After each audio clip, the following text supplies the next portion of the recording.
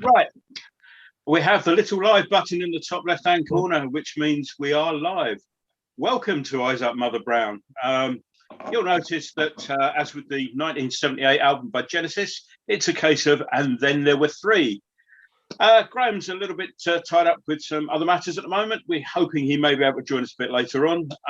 Until then, I'm afraid you're lumbered with me.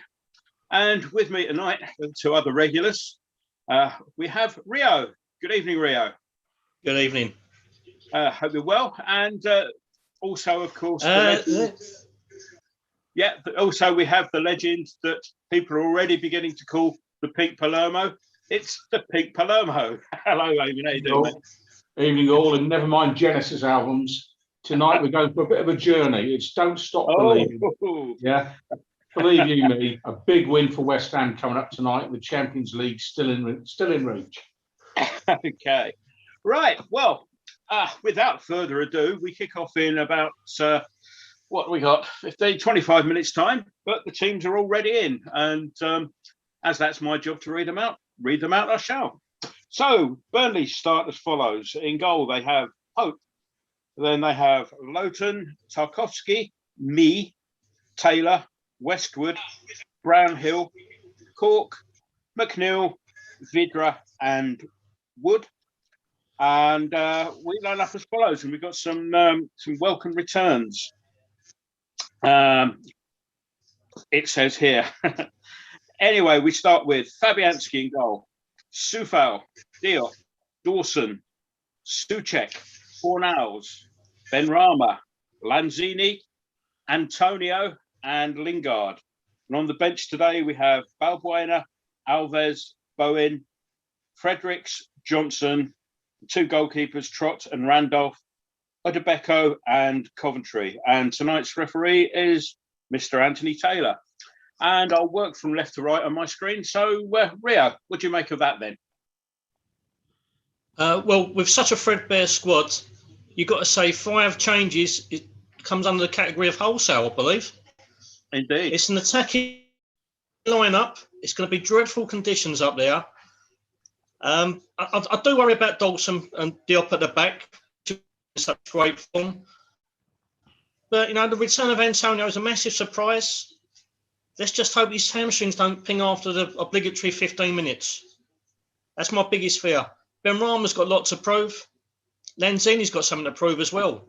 It's an attacking lineup. We're going for it. We need to go for it. I've just realised something here.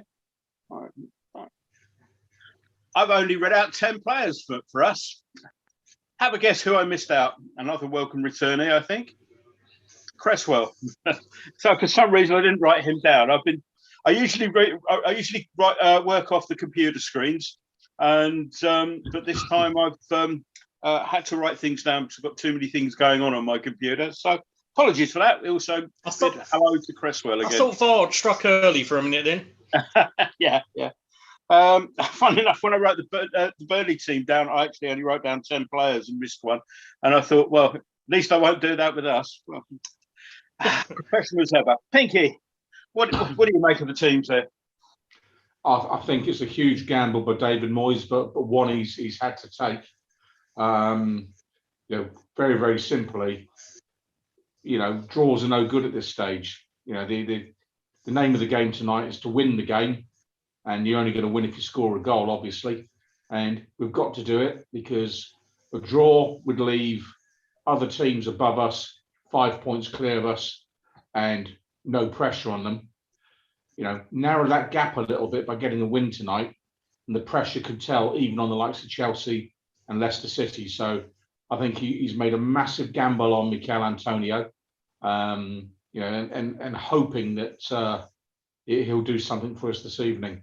Defensively, you've got to look down our left-hand side, and I think the phrase is "be afraid, be very afraid," because if indeed it is Cresswell, in the back line and Benrahma on the flank in front of him, Sean Dyche, I don't think he's a tactical genius, but I think even he's going to spot that as the weak link in our setup. So, the manager's gone with what he's got. but we really are running out of players, and it's as simple as that. I almost hesitate to ask this of you, Pinky, but what do you think of a starting position for Benrahma? I mean, he isn't going to make my starting position any week. You know, I maintain that at his age, he isn't going to keep learning. You know, he's learned all he's going to know as a professional footballer, and he's been found wanting in terms of decision making. But having said that, cometh the hour, cometh the man. You know, some supporters have been calling out for a start for him. Well, tonight, side Benrahma, show us what you can do. You know, you're on the pitch from minute one. Let's see what you can do. Because I've read on the KUMB forum every week, oh, he's only getting 15 minutes here, 20 minutes there. And to be fair, there may be something in that. So let's see what he can do tonight. But I'm in no doubt whatsoever, if the manager had other choices, Benrahma wouldn't be starting. Yeah, I mean, as I say, a fairly reasoned response there. Yeah, I mean, it is true that he's only getting 10, 15 minutes here and there, but to counter that, I mean, it's something that I always say when players aren't that supporters are sort of championing. The fact is that we're sitting there at our jobs all week. Mr. Moyes will see him every day that he's training, and which we don't. So, you know, he's got a little bit more of a right to a more reasoned opinion as to whether or not he's been starting. He should be starting rather than us, I suppose. You know, it's clearly if he were doing something spectacular in training every week, then he'd be starting every week. Is my thought. Football managers are interested in one thing and one thing only. That's winning games of football. There's this idea that managers have favourites and players they really like and all the rest of it. That's only grounded on the basis that if they're the players they trust to do what they need doing. And managers don't pick players based on, oh, he gave me a nice wave in the car park this morning. That's not how it works, is it? You know, it's who's going to do a job for the team tonight. And ultimately, if there's a fault with Benrahma that stands out, it's his decision making, and that he tends to put self before team. He'll take a shot rather than a simple pass. And I think it was in the last game, he took a shot from about 40 yards, right near the end of the game, and he had 7 West Ham United players in front of him. And he blazed it miles over the bar. And you're thinking, you're attacking, you're trying to get something from the game. It's your last chance. You've got everybody forward, 7 players in front of the ball, and he sticks it a mile over the bar.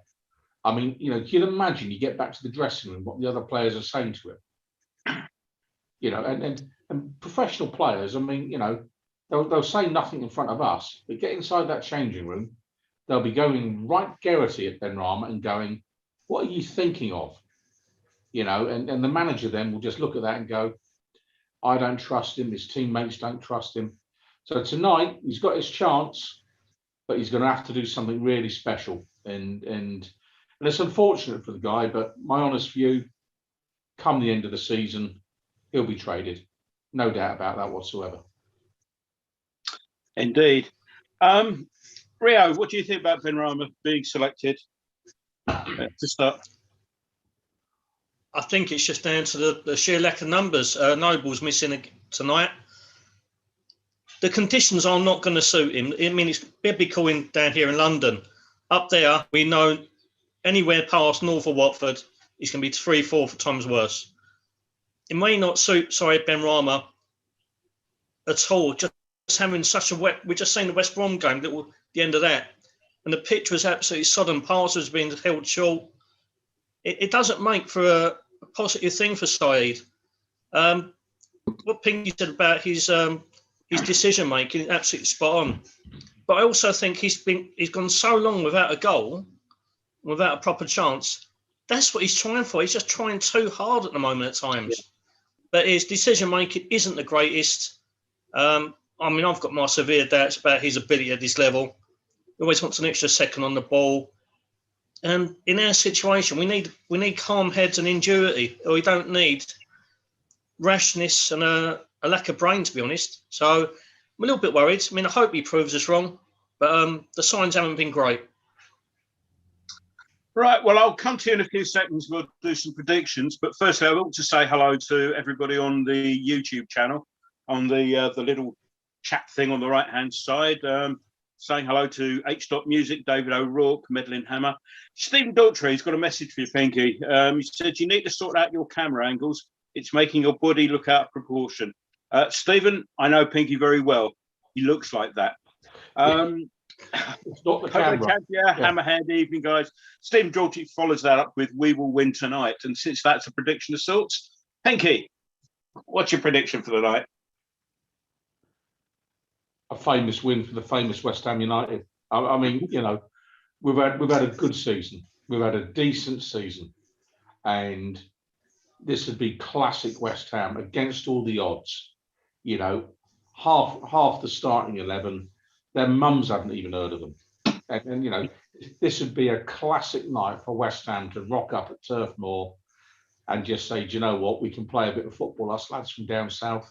And yeah, I fancy us tonight. I think we'll do just enough. Maybe the odd goal in it, a 1-0 or a 2-1, but certainly a West Ham win tonight. Right, so what are you going, 1-0 or 2-1? 2-1. 2-1. Rio? I've been a prophet of Gnome the last few months, and rightly so at times. But no, I think it's going to be a 2-2 draw. Chris will get his obligatory goal. Antonio pulled the obligatory hamstring. But I think we'll have just enough to eke out a draw here. It's going to be a tough game, awful conditions, an awful team to play against. But we'll battle away and we'll get something. But it's not going to be a win. Right, so a draw, what you say, 2-2, you say? 2-2, yeah. 2-2, yeah. Right. Well, we seem to be letting Burnley score twice. So I'll probably go along with that, but I'm going to go for a win, 3-2 to us. Now, the reason for that is I need us to score 3 goals today because firm I used to work for, I'm still part of their pontoon. 3 goals for us would give me a nice little Werner. So I'm going 3-2 to us. No scientific backing for that, other than the money will come in handy. So 3-2 to us.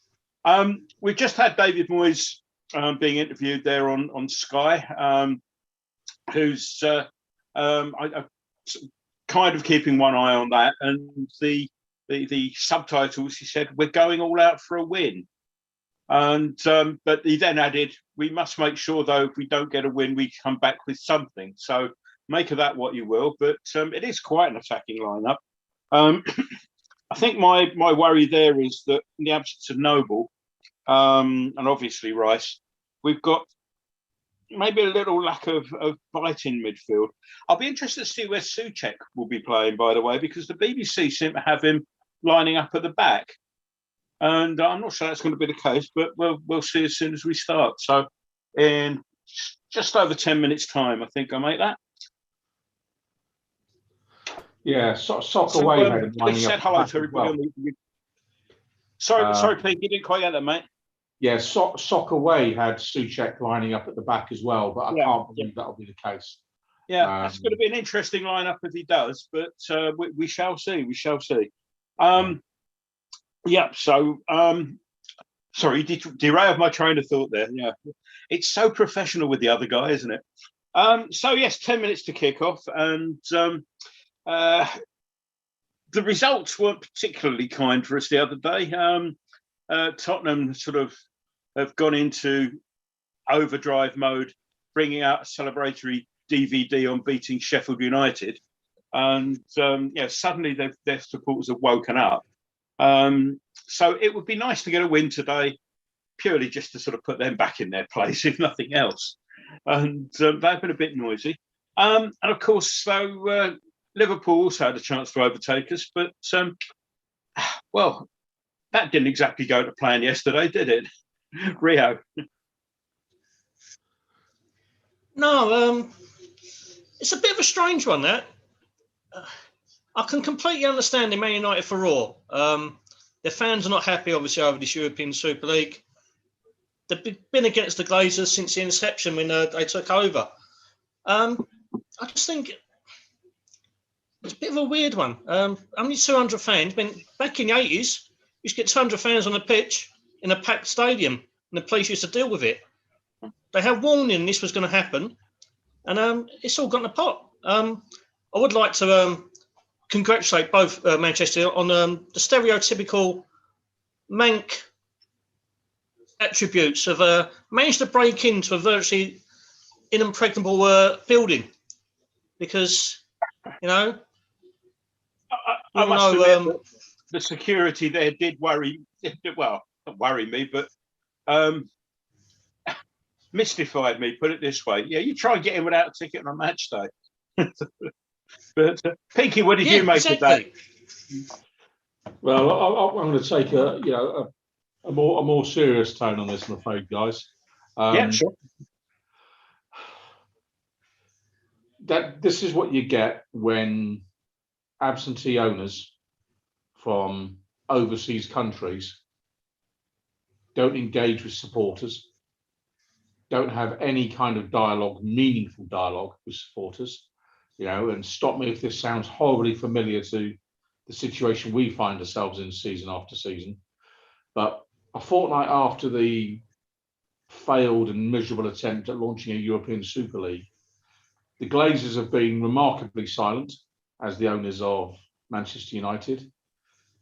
John Henry, as the owner of Liverpool Football Club, has come out with the usual mealy-mouthed, "Oh, I'm terribly sorry" nonsense. And I'm afraid what their actions then did was expose their total disregard for supporters who actually pay at the gate, who actually turn up and watch and support these teams, many of whom have been doing it for decade after decade after decade. And it's just the utter contempt, these clubs and some of these, in particular foreign owners, but also there are some British-based owners that have similar behaviour traits. And the lack of engagement, the lack of dialogue with supporters at every level in the game, whether it's, you look at the utter corruption in FIFA, an organisation so bent, the FBI raid its offices in Switzerland. You look at UEFA, who dole out matches to drive revenue and, just to fuel their own coffers and design competitions just so that the people in charge of UEFA remain in charge. You then get to the FA in this country, who basically sold out most of the league system by doing their deal with the devil, the Premier League, nearly 30 years ago. So for now to have Sky Sports continually trying to take the moral high ground in their broadcasts, when it's their money that has distorted proper competitive football in this country forever, then I find that a little bit rich, to put it mildly. So all of the game, for my money, root and branch, top to bottom, needs reform, because we've got a game that has never had more money in it, and yet we're seeing club after club going out of business. 10 miles from Old Trafford, Bury FC, a famous old club, they go pop. Does anyone care? Yes, their supporters care, but actually, what regulation is there to actually say we're going to stop this kind of thing going on? And you look at the number of clubs around the football league on the brink of bankruptcy, whether it's Southend slipping out the league, Wigan Athletic, still looking for a new owner. All of these things, the game is in a terrible mess, and yet whoever stands up and gives a credible interview from a position of power or authority? Has anyone ever heard Stan Kroenke, the Arsenal owner, say a word? No. Has anyone seen, Daddy Glazer say a word as Manchester United owner? No. We've got silent chairmen running these clubs, which are community assets. They're in the heart of our communities, and I think it's outrageous. And I've got to say, I'm no big supporter of Manchester United supporters. But yesterday, I thought they got it bob on. I'm delighted they got into their stadium. I'm delighted they were setting off flares. I'm delighted that they're a club with a stature that can actually get the attention of the world's media, where even people like CNN were having it as a lead item on their news channel. because it deserves to be front page headline news. It's a scandal what's going on in football. And the team we're playing tonight, Burnley FC, owned by some American investors. How's it come to this? Burnley have won the league twice as many times as Tottenham Hotspur, a so-called European Super League candidate. And yet, how have they ended up with American owners who are in this to do nothing other than make some dough for themselves? It's outrageous. And if ever an industry needed regulation, it's our football industry to stop it falling into foreign hands and speculators who are ripping the backside out of the clubs. So well done, Man United supporters. And I hope lots of other supporters and their associations follow that lead. Thanks, Pinky. And that brings us nicely up to the point at which the teams are now out. And John Harrington has joined the chat on YouTube and has asked, any idea who has the armband? Well, I can confirm that Aaron Cresswell is the one who's got the captain's armband. It was just poking out underneath his shirt there. So I can confirm that. And evening to you, John. Evening, Polaroid. So we're seconds away from kickoff now.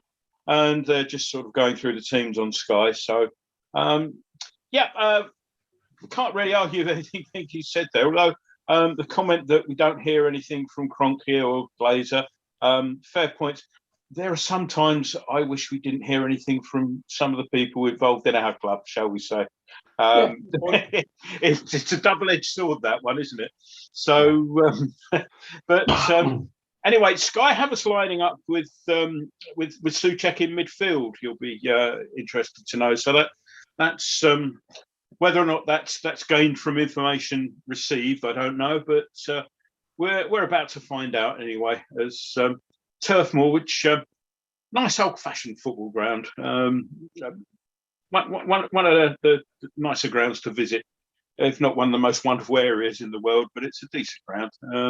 Always cold though. Doesn't matter when you go up there. It's always cold. So West Ham will be. Antonio's got gloves on, Pinky. What's your comment on that then? Normally I'd slate any player wearing gloves, but do you know what? If your bag's a brace tonight wearing gloves, I don't care if he wears them in July. We need goals tonight. I would never slag off anyone wearing gloves in Burnley. So we're just about to do the ritual taking of the knee, and I shall let you know when we're underway. So we've got me and Pinky going for wins for various different reasons. Rio, you're going for a 2-2 draw, and come on, get underway. We've got the knee. The knee has been taken. If somebody could go and put it back any time now, we'd be grateful if we could just get on with the game. And West Ham kickoff. We're underway at long last. So, yes, here we go. Rio will, of course, be keeping an eye on our forums as the game progresses. And Pinky, what are you looking at this evening? Did we find one? I am on the, let's get it right, the match thread of Up the Clarets. So there you go. She's a Burnley FC. Up the Clarets. So, yeah. So do we want to do a quick time check? On my screen, I've got 33 seconds just gone. Yeah, 37. Yeah, I'm with you. Yeah. So at least for once, the presenter will be watching the game in the same time frame as the cast of idiots that are on the thing. Sorry, Graham, mate. As I say, only 3 of us this evening. Graham has a few matters to sort out.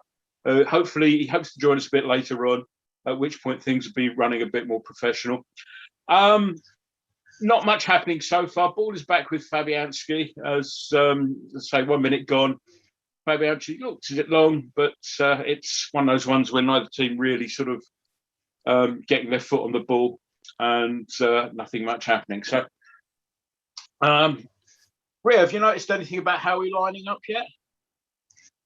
It looks like pretty much as Sky suggested, which, isn't always a gospel truth for them. But yeah, definitely a back 4.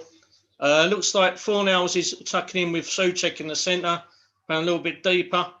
But I think the nature of the players we've got out there, they can interchange a bit. So Lingard's definitely pushed up alongside Antonio a bit further. But I predict it's going to be like kind of a 4-2-3-1. Yeah. And I guess, Pinky, that with that sort of middle pairing of Souček and Fornals, which is now our third different sort of pairing in that little section, I'm guessing we can expect Fornals to be the one who pushes up a little bit more, with Souček maybe playing a holding role there, would you say? Yeah, absolutely. Because, you know, let's be honest, Fornals probably hasn't got a tackle in him.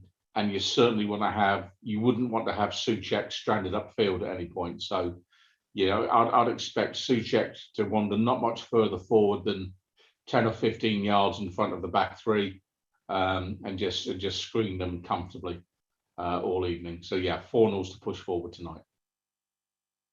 Yeah, just to keep everybody up to date who hasn't got access to the Sky feed, obviously, we've got 2 minutes and 50 seconds gone. 0-0, neither side really sort of having anything you might call creative. It's as West Ham, having said that, give the ball away in midfield. Burnley are into the box. Cross comes in, and that's cleared by Diop. Header goes out. Soufal will try and mop this up out on the right touchline and clears it long. So minor, not consternation, but minor hiccup there. But we've got the ball back, and we're now looking to try and break it with a little bit of pace. But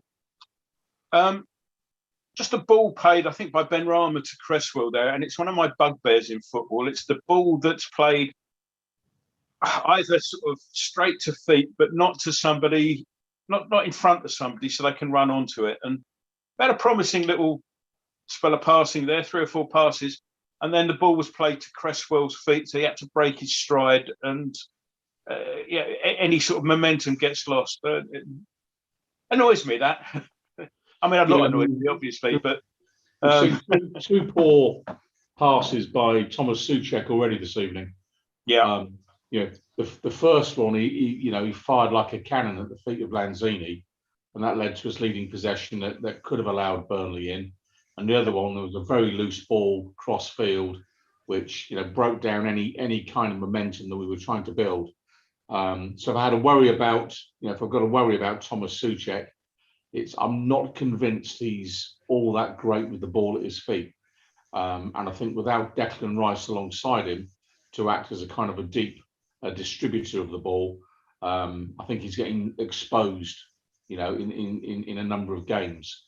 So were I Sean Dyche, which thank the Lord and all the rest of it, I'll be trying to press other players to actually give the ball to Souček as the playmaker from deep, because I don't think he's got the pass in him that he needs, if I'm being honest.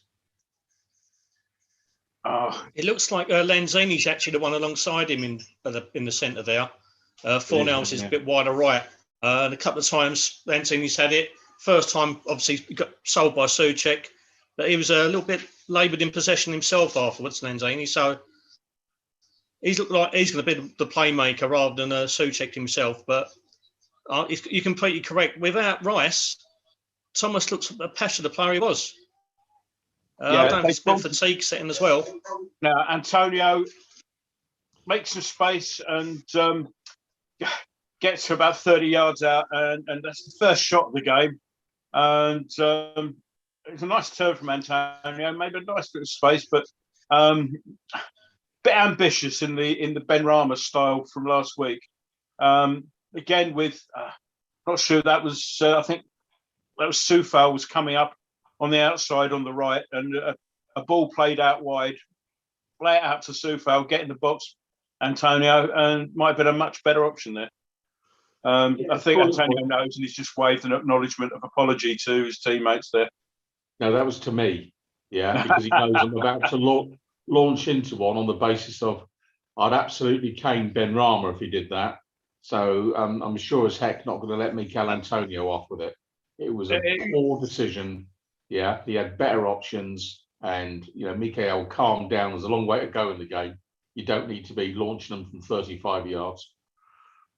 It was very Ben Rama-esque, that, if that's It a word. was. It was almost like a tribute. If I've invented a word there. So, but the first shot of the game was dreadful, but a shot nevertheless. You can tell this is that this is not really woken up, because I'm going to have a few words with people from the YouTube feed.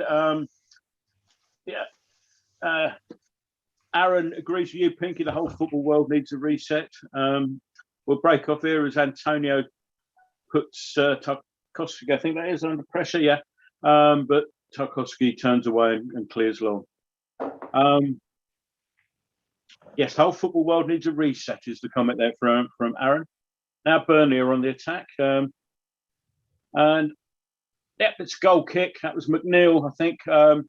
Tried to win a corner, but the rebound came back off him, and a goal kick, which is always annoying if you're the forward, but quite satisfying if you're the defender when that happens. So what else have we got on the YouTube? It's Das Nutnock says, evening, gents. James Bonnell, evening, James, evening, Das. And yeah, even the YouTube is a little bit on the quiet side at the moment. Still, it looks a little bit more clement weather-wise at Turf Moor than it was at West Brom a few minutes ago, which you saw people building arcs, I think, for that rain.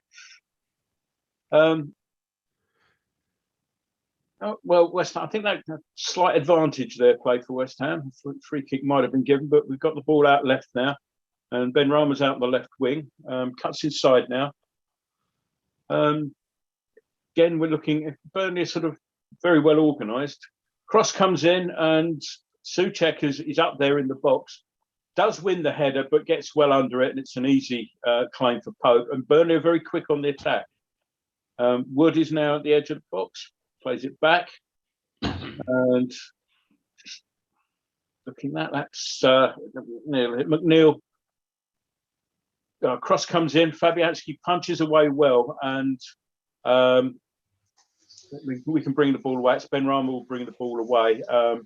Fact plays it back to Cresswell with nothing ahead of him. Interesting looking cross there, but it was well dealt with by Fabianski, because not only did he get a decent punch on him, the angle of clearance was to a place of safety. So a little bit of concern there. Rio, how's it looking for you?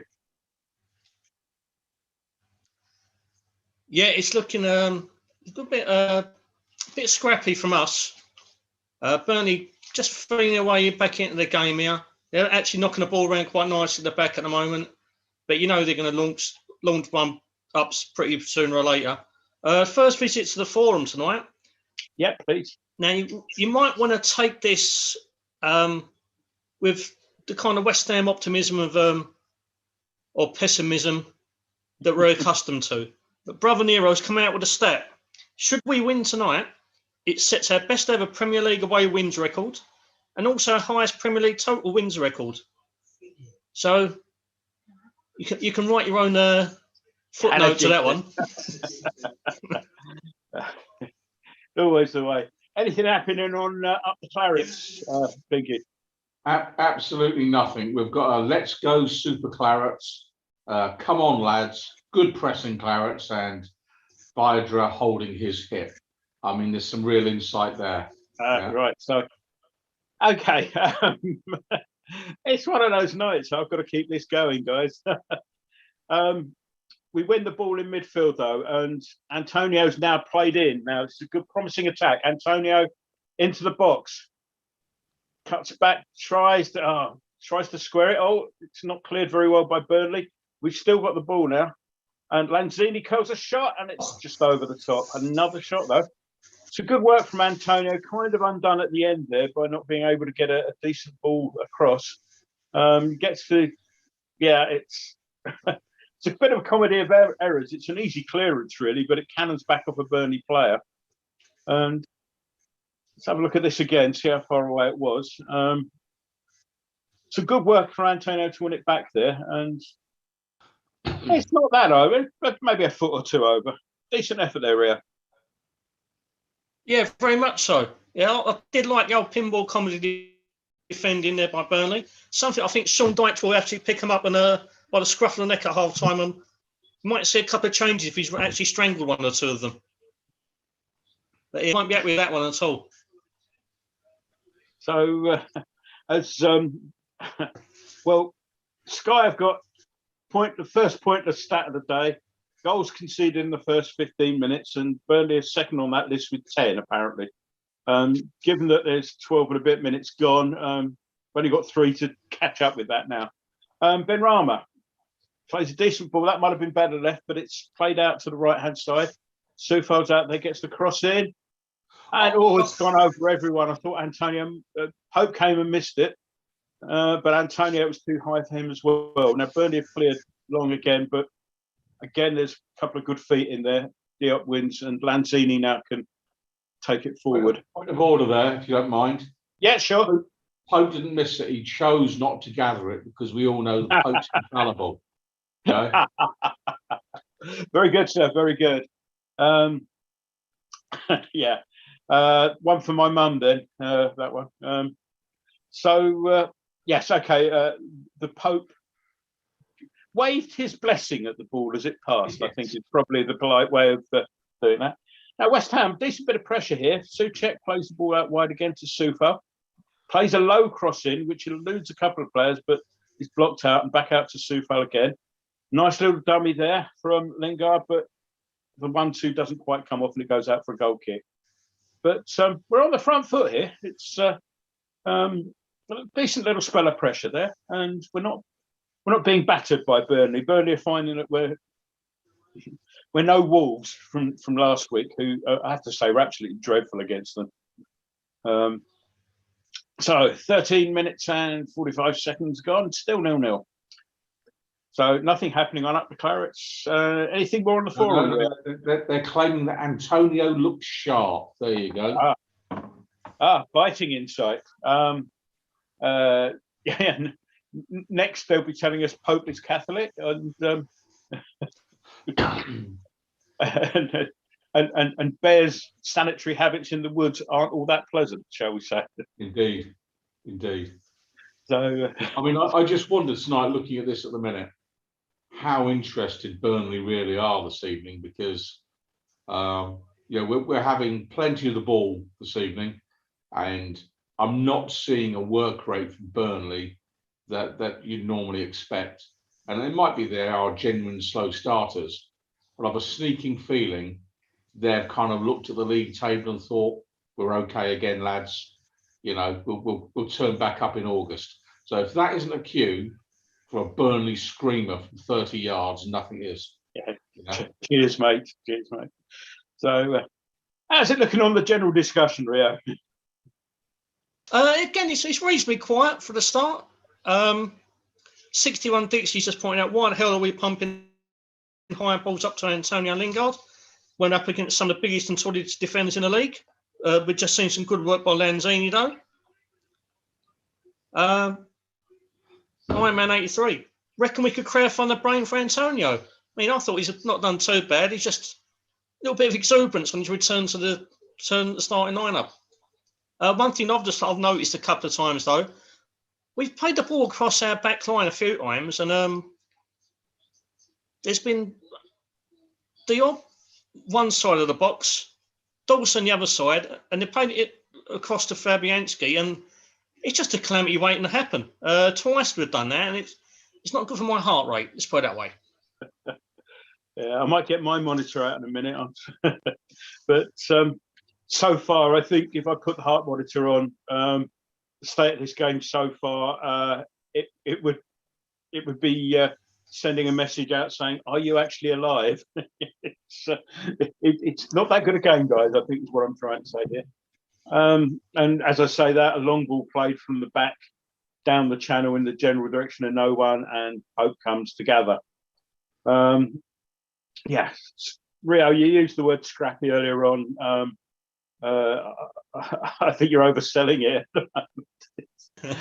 So, I mean, I think we have had 2 shots. I haven't got the stats here, but I think we've had 2 shots. That one from Antonio. Oh, now as Wood gets into the box and he's trying to keep it alive.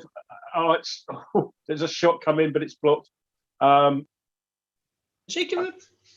What's he giving? A penalty. I think he's giving a penalty. You're kidding me. Well, I've seen a penalty given for. Let's have a look. I didn't see anything in there that was worthy of a penalty. So, really, referee?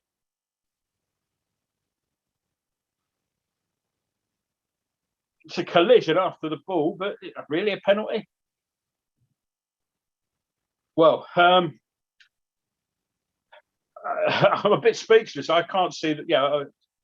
It's not a foul, is it? They've run into each other after Woods has played the ball. Souček looks bemused, shakes his head. Well, penalty which Wood will take. Rio, do you want to talk us through it?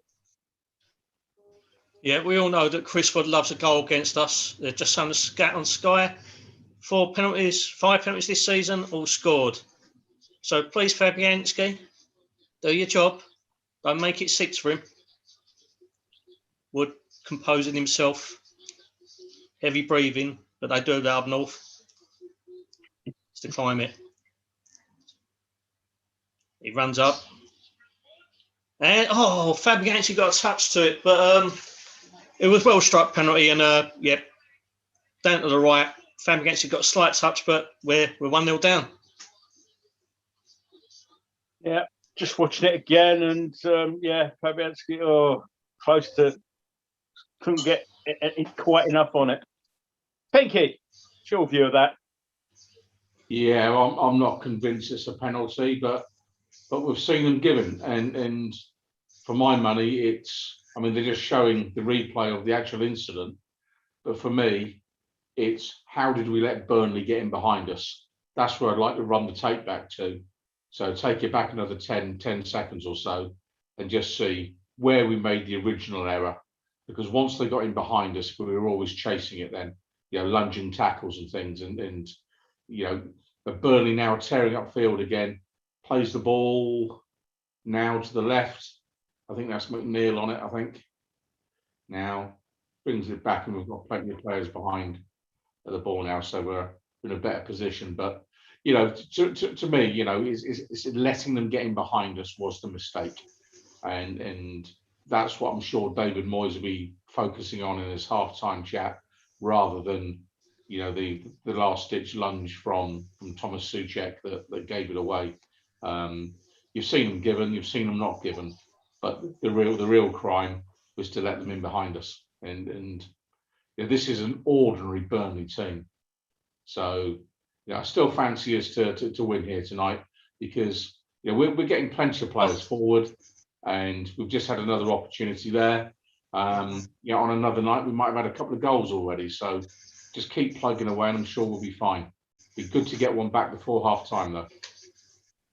I think that was Burnley's first opportunity, first I can remember anyway. I'm definitely not convinced by that being a penalty. When you see it, Souček seems to have his back to Wood. From that angle, it looked like there was a leg to go over, and now Lanzini gets a shot blocked on the edge of the box. Some good moves there, but it all breaks down. No, we've won it back. Lanzini does some sterling work there.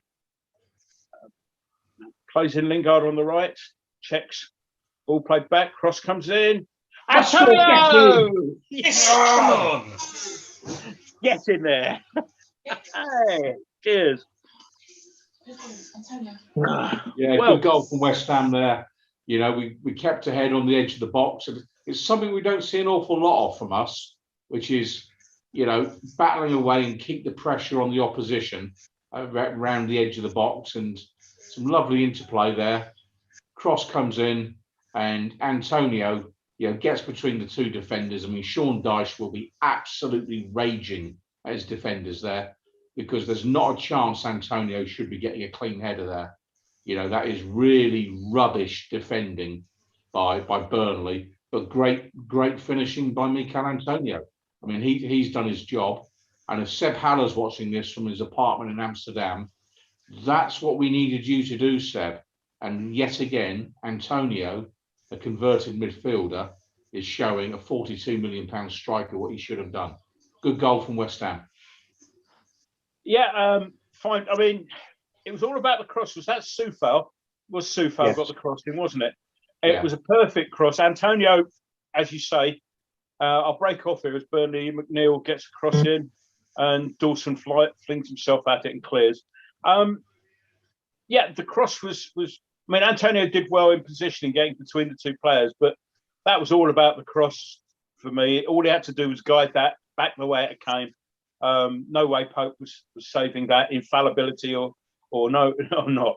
So yeah, back on level terms, and I guess we can go again now, having sort of been rubbing our chins quizzically at that penalty. I mean, those penalties. The question I ask myself is, that happens somewhere else on the pitch. You know, do you get a free kick for it? It looked like more like a coming together, you know, after the ball had gone. But still, that's water under the bridge now, and good little 5 minutes there. So a goal apiece, which has livened things up now. And West Ham on the attack again down the right hand side. Soufal looking for help. Now we've got Ben Rama on the ball, trying to look towards the edge of the box. Plays it square to Cresswell. Cresswell plays it out wide, and we've got Lingard out there now. Lingard hasn't really run at anybody today. Plays in a cross, but that's far too close to Pope and safely into the keeper's hands. Something we haven't seen Lingard do today is running at players, which has been one of his strengths since he joined us. Any tactical thinking behind that, Rio? Do you think they're just going out there?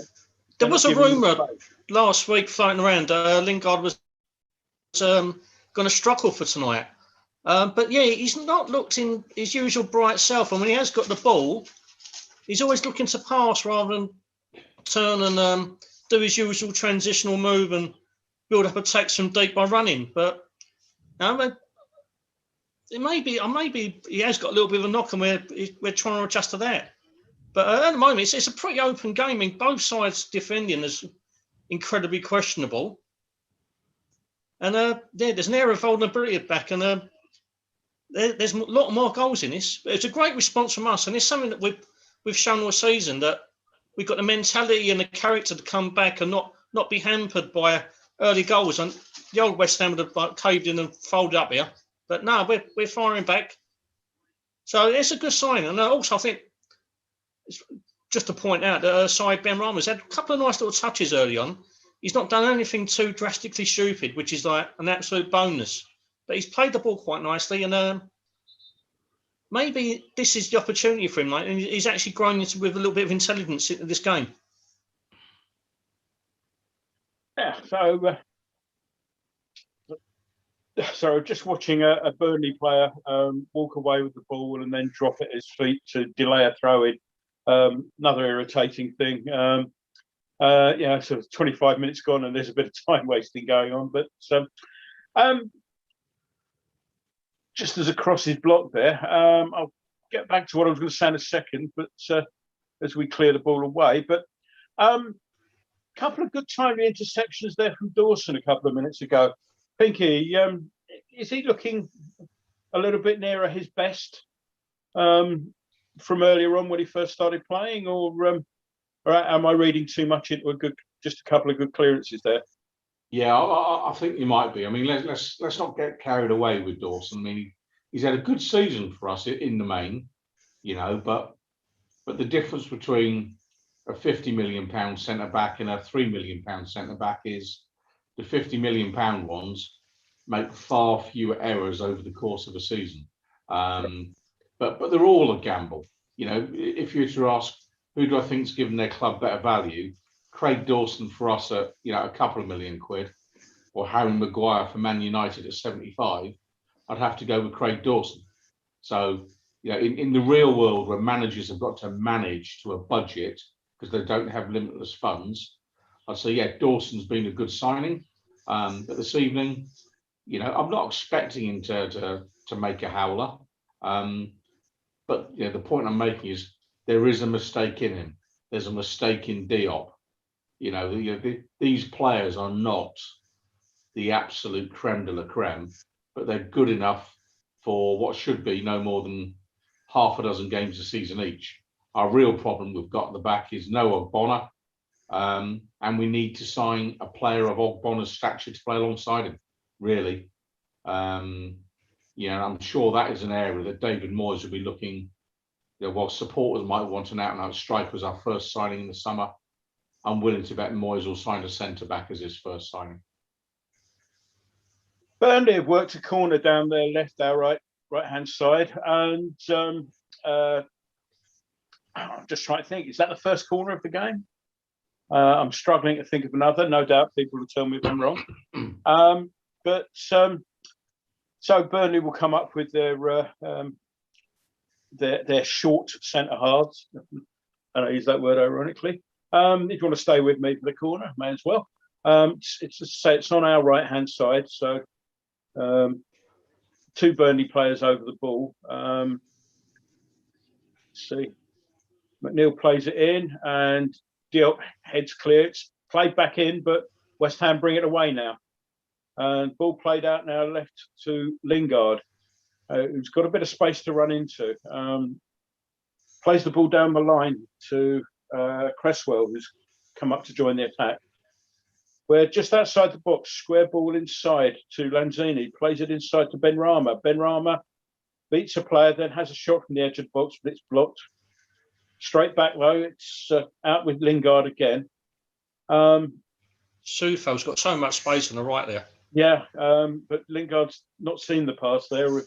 Plays it outside to Benrahma. Benrahma, get in! Benrahma, get in! It's one of those crosses. And it's Antonio with his second. It's a beautiful cross from Benrahma. It's wonderfully way as well. It was one of those teasing crosses that go across the keeper. Looking at it now. Just see it again. Yeah, it's played out wide to Benrahma. Benrahma, it's a beautiful ball. It's a great ball. It's a great ball. It's right in the corridor of uncertainty. That's the one. You know, and it's got a lovely spin in it. All Antonio has to do is literally just touch it very, very gently, and that's going in the net. I mean, super goal from West Ham, and well played side Benrahma. There you go. Yeah. Making that in your diary. You know, I've given them some praise.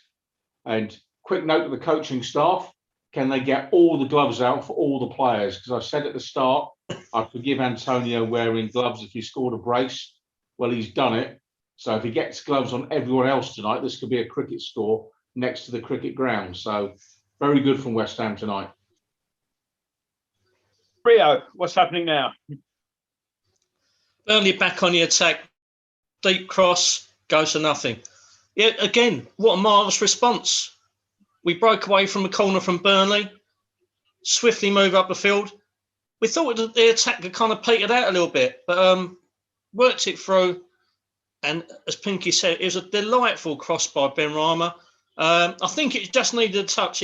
It could have come close again in himself, but Antonio trying to clear in his take, not notching it in. But yes, a great response from us. Exactly what we needed, you know. The confidence must be flowing through.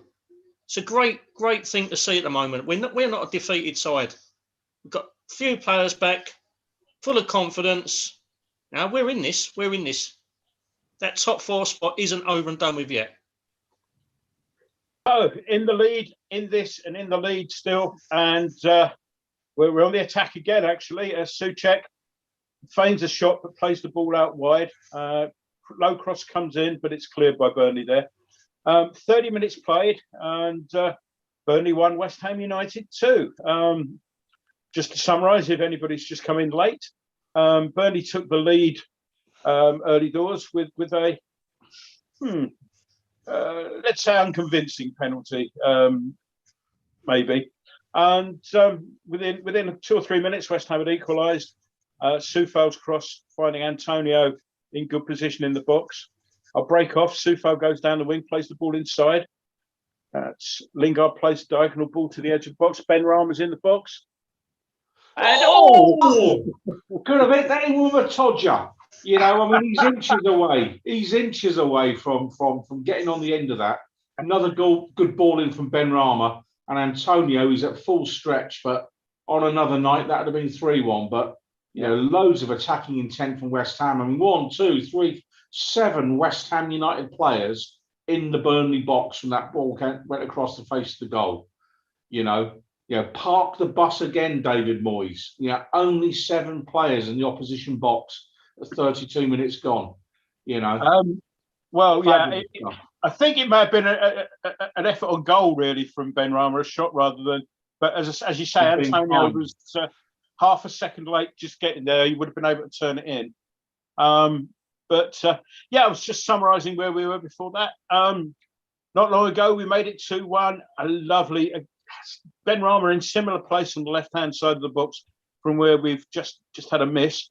This time, it was an easy finish for Antonio. Lovely work from Ben Rama, who, as to be said, is not having a bad game. Lovely little flick from Lanzini now. Ball played into Ben Rama, he's on fire. He's bearing down, go place the ball. Now, I really want to praise Ben Rama here. Yeah. Because do you know what? I really thought he was going to pull the trigger himself, and he did the right thing. He played the ball. It wasn't a great pass, but at least he's trying to find a man in a better position. Yeah. And right decision, poorly executed, but at least he got the decision right there. Yeah, we're looking very good here this evening, must be said. I have to say that we have been critics of him, but he's having a superb game, Ben Rama, so far. Rio, what you got for me? Well, when we hit on the counter, we're a thing of beauty, aren't we? We're moving it with pace, we're moving it with poise. We're a threat to any team in the country when we hit on a counter attack like this. Burnley's a tough place to go to normally, and at the moment, by the first 10, 15 minutes, where it was a little bit scrappy, a little bit disjointed. As I say that, off the line. Take a bow, son. Yeah, I think that was Vidra, wasn't it? Vidra hustled his way in past Diop, flipped the ball over Fabianski, but I think it was Dawson there was on hand to just clear from just in front of goal. Another long ball played. Well, they're just showing the replay of that incident now, and Diop gets completely outfoxed by Vidra, who, as I say, lobs the ball over Fabianski. I think he was trying to play himself in, but Dawson had got back. Very good defending from Dawson and was able to clear. So whilst we're playing some good stuff, we do need to be a little bit wary about these long clearances. Meanwhile, Ben Rama's on the other side now. He's on the right-hand side, trying to fashion, pulls the ball back. Soufal gets the cross in, and Pope gathers. And Pope larrups the ball goalwards. It's a good 70, 80 yards clearance, but Dawson's awake to it and clears back to Fabianski. But it's clear that when we are sort of pushing forward, Burnley's main tactic is to get it up front quickly, and hope the likes of Wood and Vidra can get on the end of it. Excuse me. And a couple of times we had to be a little bit awake there. Pinky, sorry, help me out while I have a quick drink. That's going on to the forum quickly. Issa Diop is getting dog's abuse. He got an absolute pelters over the penalty, and the incident where they've tried to exploit us in exactly the same area once again. The forum is going bananas, criticising him. As we said, it's obviously a weak area that Burnley have spotted and trying to exploit. But, as you said, when we hit on the counter, we're a joy to watch. But we've still got to be really careful because there is an error there from we are vulnerable at the back. Issa, as we've said all season, particularly Pinky, has been incredibly critical of him. But he's there for everyone to see tonight. That's twice now.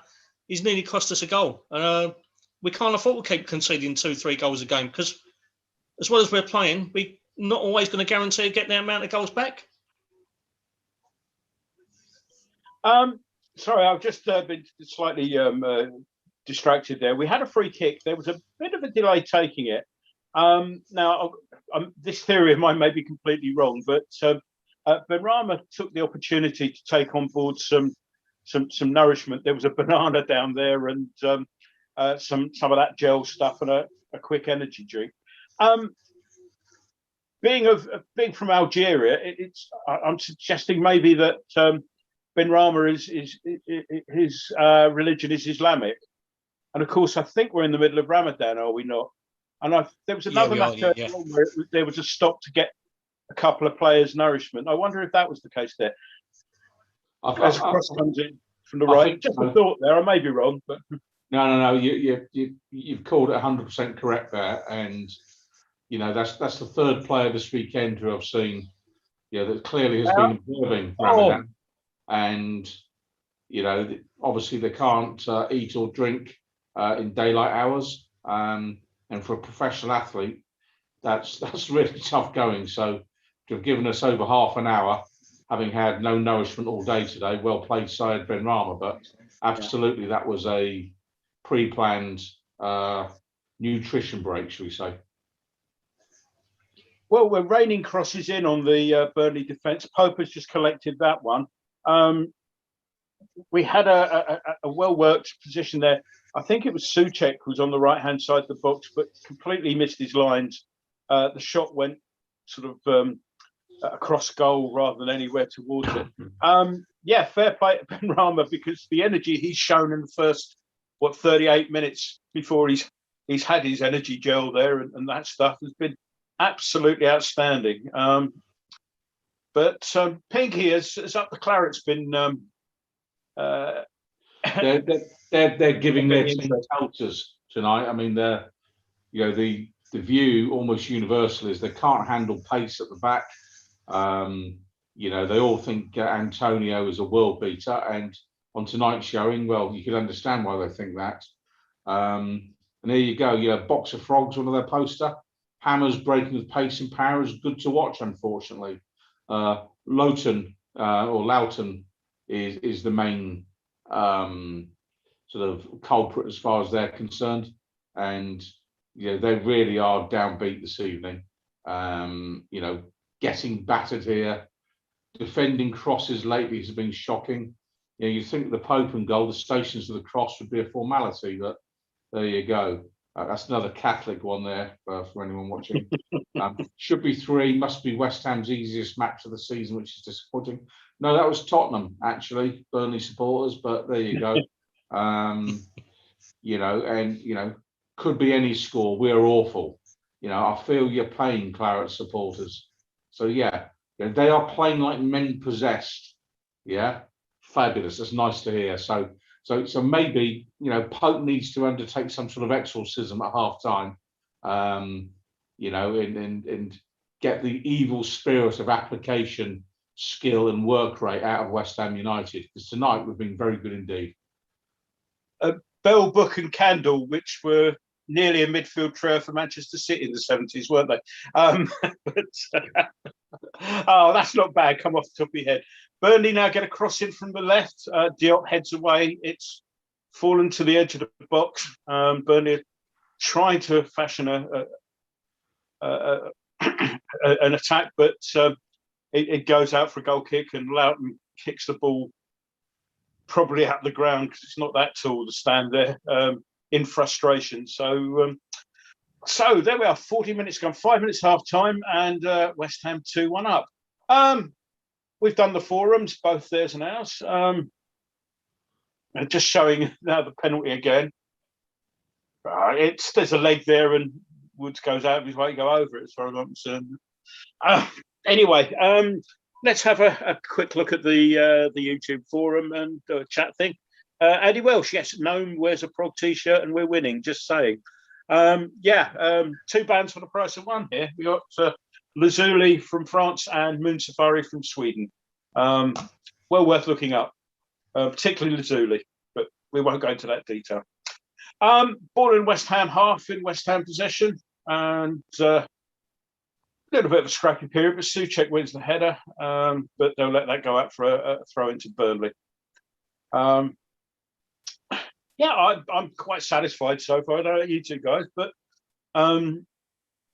after a very, very scrappy first period, once they got the goal, we've really sort of rolled the sleeves up, so to speak, and can't fault the performance since the goal. Really, a couple of minor worries, but dealt with.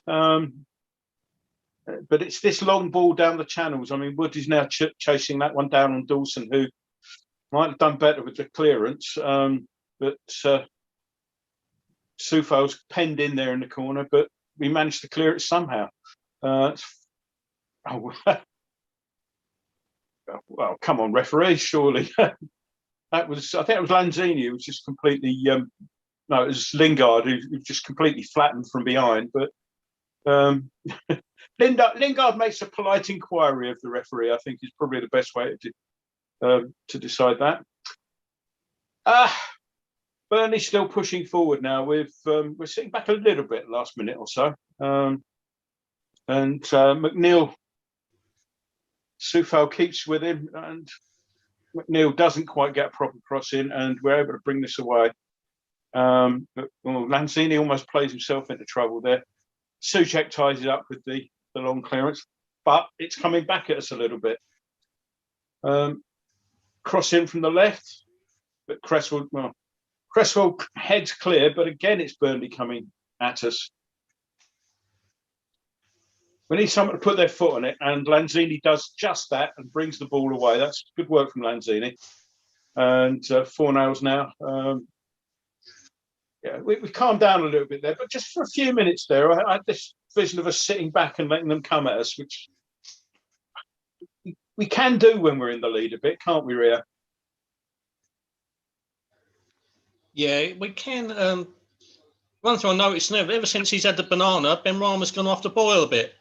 So the old saying about players being hungry for success and hungry for chances, just keep him hungry, full stop.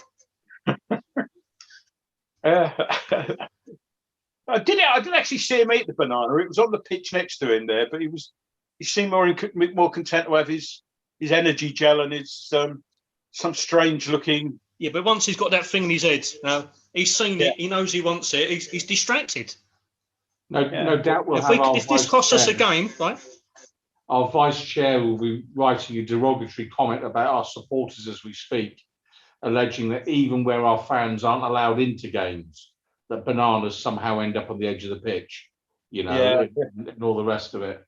So Karen, sorry, no, it was a nutrition break, and what I would say here is 2 or 3 times Burnley, again, well drilled, when Cresswell's defending, stick the ball above his head. Yeah. Every team does it, and they know he can't handle it. And so they absolutely know where our weak spots are. And anytime we've got Diop and Cresswell next to each other, just stick the ball between them, because you'll get a chance. Benrahma got into a good position there, and we'll draw a veil over the cross, shall we say? It was not the Benrahma we've been seeing this match so far. Let's put it that way. It was wide and just cleared the boundary ropes on a cricket club. That's what he's done. Yeah. Or more likely a completely different cricket club. But well, we're in stoppage time. I didn't actually see how long we're going to be given there. 2 minutes. Something covering my. Let me just my clock on there. So I'll just get rid of that. So 2 minutes of stoppage. That would be probably the time taken to sort out the penalty. Now, what referee? It's a free kick. McNeil brought down. But I think it was Souček might have gone through the back of him slightly. The next thing you see is Burnley surrounding the referee. Well, again, what you had there was the Burnley player pulled back Souček by the arm, Yeah. The ref is looking straight at it, gives nothing. And so Souček then, to try and win the ball back, goes through the Burnley lad. Now, to me, had the ref dealt with the first thing, which was a foul, then there would be no foul from Souček. And it's that sort of thing that gets players sent off, because refs don't deal with it. So the player takes it into his own hands. And the next thing you know, he's getting a yellow card, and 2 of those, and he's got a red. So, to me, again, inconsistency from the referee. And they just put up the stat on screen: attempts. Burnley 2, West Ham United 10. And I think that is a fair reflection. They're saying, okay, 3 on target from West Ham, but do you know what? It's about time UEFA made the goals bigger. Yeah, we'd have more on target then, wouldn't we? Yeah, why not? Yeah. I think Fabianski and Pope might like a word with you about that particular theory, Pinky. As the half-time whistle goes, a good, satisfactory first half for West Ham. 1-0 down thanks to Wood's penalty, which, well, let's just say we're a bit unconvinced, but there again, we would be, wouldn't we? But a brace from Antonio, giving us 2-1 lead at half-time, and deservedly so, I'd say, Rio, yeah? Very much so. As we said, scrappy first 15 minutes or so. The penalty, I thought it was a little bit harsh, as did yourself, but it was clumsy, wasn't it? And we shouldn't have been caught out like that in the first place. But we responded with a great deal of character and a great deal of panache. When we hit on the counter, as we've seen so many times this season, especially when Lingard's been in the side, when we counter-attack with a fluidity and a beauty, really. There's been absolutely some fantastic forward play. Jesse's actually been a bit quiet tonight. He's not really got involved, but in the build-up to the goal especially, he got that little touch, that little awareness, that little bit more quick, more thinking, which some of our players don't really show. And although he hasn't been the dominant as he has been in the past few weeks, he's still playing a major role. Side B Rama's had probably his best game for us, I would have thought, until the energy gel, which has completely thrown him. But yeah, no, we're doing all right now. We've got Lanzini playing a deep role. He's kind of grown into it, and I've never seen him play that deep before for us, but he's suiting him. He's doing a really good job there. I think Souček is obviously taken up a more defensive option tonight, because without him, we've got no muscle in the midfield whatsoever. So it's been a little bit negated. But against a bit of a robust Burnley side, we're doing all right now. There's a little bit of vulnerability there, but at the moment, we're doing okay. We're creating good chances, and like I said, when we do a counter, we're a threat to any side in the country. Yeah. Before we go over to Pinky, I'll just give you some stats.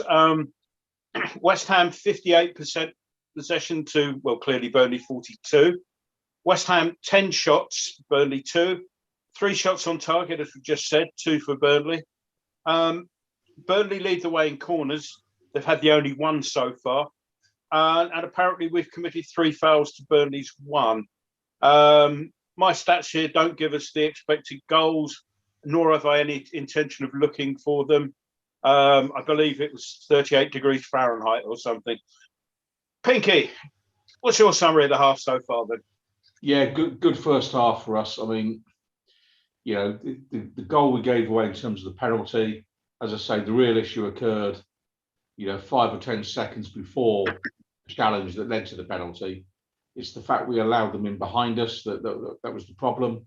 So again, to then compound that, 5 or 10 minutes later, and allow them almost an identical situation, and it was Diop again making a bit of a mess of things. So we are vulnerable at the back, but overall going forward, at times we've been utterly sensational in that half. I mean, you want sexy football, 7 players in the opposition box after 30 minutes. Don't tell me we're parking a bus. We're away from home against Burnley, a physical team. We're chucking everything at them tonight. And hats off to David Moyes for really going for this evening. And I'm delighted with what I've seen in the first half there. Yeah, we've made a few sloppy passes and things like that. But you know what? The interchange between Benrahma, Lingard, and Antonio as a kind of a front three, they're all over the edge of the Burnley box. They are giving the Burnley defenders a torrid evening this evening. It's fabulous to watch. I mean, the only downside is we're not all there tonight at Turf Moor to enjoy it, because I'm telling you now, the West Ham away support would be loving this right now. An away performance like this, top draw, really good stuff from West Ham in the first half. Thanks, Pinky. We're going to go through some of the social media stuff. We'll start off with the YouTube thing because that's what's in front of me. Xander, hello Xander. Benrahma looking good. Lads playing well in midfield. At the back, Diop. ... And an emoji that I can't quite work out what it is, but I presume it's not complimentary. John Harrington, scoreline reflects the makeup of the half. A good performance. More of the same, please, except Diop, who needs to wake up. Steve Page, hello Steve. Where have you been, mate? We're looking good going forward and suspect defensively. Neither Dawson or Diop are really taking ownership, in my opinion. But I'd have taken 2-1 at kickoff. Should be a good second half. Chris Dolby. Don't know if it's already been mentioned, but it looked like Wood handled it in the build-up to the pen. Why was it never checked? I never spotted that myself. Let's have a look. He's right. He's absolutely right. He's on just the show money it there. again, are they? So, why was it never checked? Well, it's VAR, and let's face it, nothing with VAR ever works properly. So, glad to clear that one up for you then, Chris. Let's see. John Harrington raises a point when I said mentioned Ramadan and Benrahma. John Harrington points out that Diop could also be observing it. He's got a Moroccan mum and a Senegalese dad, but not sure though. Let's see. I thought I saw Hobo Changba. I thought I saw that, but assumed I was wrong as it wasn't checked. So, yeah, that's a brief summary of the YouTube channel. Keep it coming, lads. Good to see you all. I'll say hello to Lou. Wondering what the message retracted was. Probably something about Pinky's boomerang, I suspect. Rio, how's the forums looking now? Yeah, I'm just catching up. My iPad's playing up a little bit, but don't a comment from a text message I've received. They're targeting Diop, and rightly so, because he can't defend for Toffee. He's got at least a foot on Vidra, and he still gets bullied by him. Dawson thankfully looks back to his January, February self, but as soon as one defender gets beat, the rest of our lot start running around like headless chickens. Swiss Tony, good half all round. Only Diop needs to wake up. If things goes usual, the second half will be backs to the wall. However, hoping we carry on as we are in the middle of the first. Junko partner, quick north of Lanzini playing deep in midfield. He's been pulling the strings, and we've played some lovely balls forward. Never thought it'd work in a million years, but he's actually stepped up to the mark big time. The whirlwind. Benrahma's class. It's a fact. Can we have a referee? Every time our defenders go up for the ball, they think they're being fouled. More. I hate saying it's a great poster, but his username is just unpronounceable. Stop being so Welsh. Okay, some terrific attacking play in the first half. It's great to see. Everyone's putting a shift in. Benrahma and Lanzini are both playing brilliantly. I just worry that we concede another, and it's only a matter of time, I think. The looks beat with every ball over the top. We're going to need to score another couple here to be safe. Just a couple more. Green Iron. At least we can't go 3-0 up and have the ensuing panic. Bubbles 1966. I can't be watching this at my age. It's too unpredictable. And John, to be honest, it's not rocket science to put Manu in there. He's got the ability in tight situations. I'm not sure we'll track runners though. Be good if he can learn that role. My only other personal comment is it's on our goals. It's great to see Michael Antonio not only back in the side, but he's acting like a proper striker. They're both absolute strikers' goals. Thumping header, tidy finish at the back. You know, it's great to see. I just hope that the hamstrings hold out at least to the end of the season. Thanks, Ray. Thanks, mate. Pinky, be intrigued to see how up the Clarets is going. Has their mood? I suspect not, but has their mood changed in the last 15 minutes since we last spoke on their forums? I think the phrase the fire drill springs to mind. They're walking out the stadium already, so to speak. I mean, here's a typical post. Look on the bright side.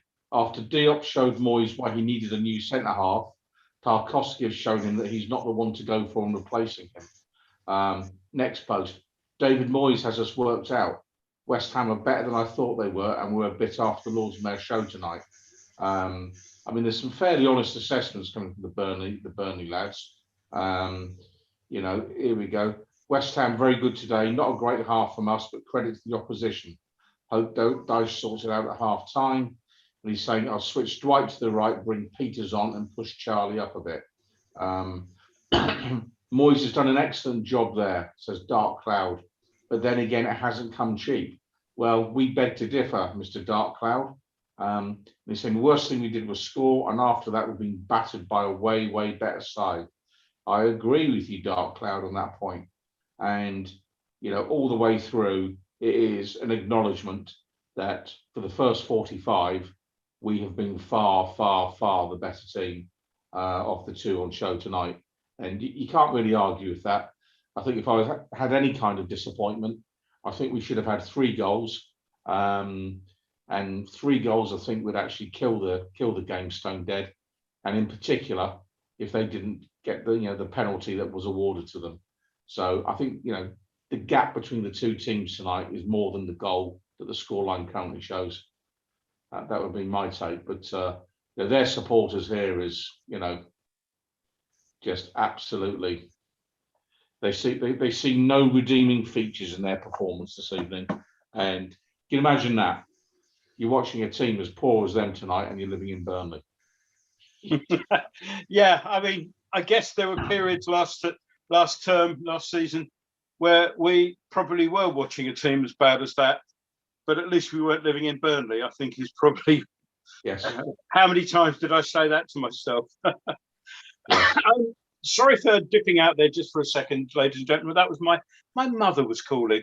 Those of you who watched the other week when I was doing this from my parents' house in Hampshire know that my mum puts on a sort of Celtic Gaelic, still a bit of a curse, blessing, which Lord knows how it's spelt, but it goes Dusha Dorsha.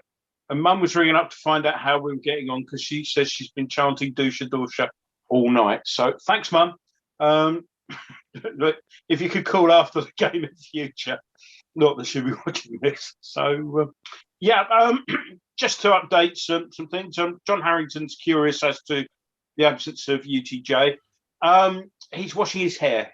As soon as it's dry, we're hoping he'll be back on. Something like that, anyway. Excuse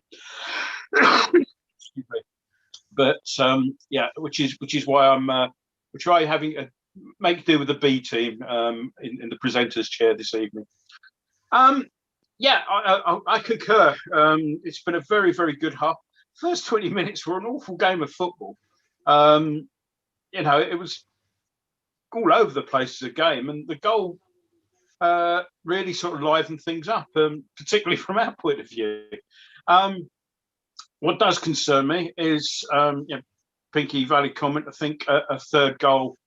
We'd all welcome a third goal, but what I wouldn't welcome is getting the third goal and then reverting into our shell, which is, as we all know, is something we've done a few times of late. And which a late goal or a goal with 10 minutes to go, suddenly we do need those heart and blood monitors up and working. So, if we do get the third goal, I want to, I don't want to leave major gaps at the back, but let's be sensible about it. But I kind of I don't like us sitting back and doing nothing, which is something that we have done in recent weeks. Teams are just beginning to come out now, and I'll tell you in a second if we've got any changes. Pinky, would you make any? Not at this stage. I mean, I'm sure David Moyes will keep half an eye on Antonio in terms of fitness, and it's maybe on the hour we might see Antonio withdrawn and Gerard Bowen coming on to replace him as kind of the focal point of the attack. And that's more just about protecting Antonio's hamstrings than anything else. Beyond that, I've just had a look at the bench. I mean, there's not really an awful lot of options there for the manager. You might argue that Fredericks could come on if pace really does trouble the Burnley back line. Fredericks could come on in a more advanced role as an option, but seriously, looking down it, once you're past those two, you're not going to make a change unless there's an injury territory, and realistically, Bowen's the only likely sub that I think we'll see tonight, out of choice. So when he slings on Udabiko in 2 minutes' time, you'll know I know nothing. So we're underway in the second half. Rio, would you concur with that? No changes just yet? Yeah, definitely. I think the only one that really would have sprung to mind is possibly Balbuena one for Diop, who's been having a bit of a torrid time. But even that, I thought it was a little bit harsh. But it's one to consider. I think, it's a possibility. If he keeps getting targeted, we might have to do something to address that situation. But yeah, I'm not surprised there isn't any changes, to be honest. Yeah, well, we're underway, as I say, 38, 39 seconds into the game, and which is yet to settle down into any meaningful spell of possession. Having said that, now Burnley are on the ball and they're coming forward down the left wing. Deflected cross deflected behind for the second corner of the game. That's Fornals has done a bit of defensive work there. So second corner of the game, which will come from our right, which is obviously Burnley's left.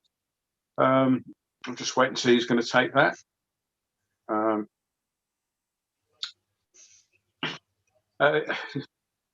Is it me who wonders? Oh, a cross comes in and Diop does well there, wins the ball, plays the ball out. Lingard down at goal line, clears, and that's a good ball. Now, if Benrahma had been able to flick that, he was in there, had a whole half to run into, but it's good defensive work. I'll come back to what I was going to say, which was just a load of rubbish about shirt sponsors. Another dangerous looking cross in from the right, but again, it's dealt with. And now Fornals brings it away, skips past the challenge. Antonio plays Antonio in on the right. Antonio squares the ball. Oh! It's just behind. What you were talking about in the first half, Gordon. The ball played half a yard behind him instead of half a yard in front of him. I mean, a better ball in there, and it would have been 3 goals. It's one of those ones where when you do pull the ball back, it looks good if you've spotted somebody coming in from deep, but there wasn't, and it was just behind. I think it was Benrahma, wasn't it? Yeah. Was in good position. That's a lovely ball. Sorry, I didn't see the Burnley player there. Sorry, cut out. Ignore that. That was a rotten ball. Cut out easily by the Burnley player. And Souček now wins it back or gets it back. And we go again. Lanzini looking to pull a few strings now. Plays it inside to Benrahma, who's running at them now. Plays the ball out wide to Soufal. First time cross. Oh, just cut out. That's one of those ones that could easily have been an own goal. But I think that's Tarkowski, isn't it? Honestly, I can't believe what I'm seeing here. If I was Sean Dyche, I would actually sub my 2 central midfielders right now and make them do laps for the rest of the game. I just have them running around the edge of the pitch because they're just nowhere to be seen. I mean, we're carving them apart at will here. It's shocking stuff from Burnley tonight. It's our first corner of the game for West Ham from the our right-hand side, and Cresswell is going to deliver. This that better come up, surely. Is it there yet? I haven't seen it yet. No, they've revealed it. Corner in, and it's bounced about. Antonio sort of got something on it, but it went straight across goal. offside flag's gone up anyway. So have a look at the corner again. And it goes from Cresswell. It's flicked on by Soufal. Antonio can't divert it goalwards. It went wide of the goal in the end. And I think, I don't know, Diop was judged to have been offside. The linesman certainly had the flag out, whether he was signalling goal kick or offside. Doesn't matter because that's what happened. But yeah, it would have been ironic, wouldn't it? Had not ironic, but coincidental maybe. Had we scored from a corner the one time Sky didn't put that stat up. But they've stopped putting it up now, I guess, because every time they do, we don't score. So just short of 50 minutes gone. Still 2-1, 0-0 in the second half. And Ben Rama's got caught. He's got caught goal side, but he's working hard to try and win the ball back. This is a rejuvenated Ben Rama. It's where's this player been all season? It's just it's just like seeing a completely different player. Long ball played off. I thought that'd come off Dawson maybe, but no. Apparently it's Wood, goal kick to West Ham. Not going to argue.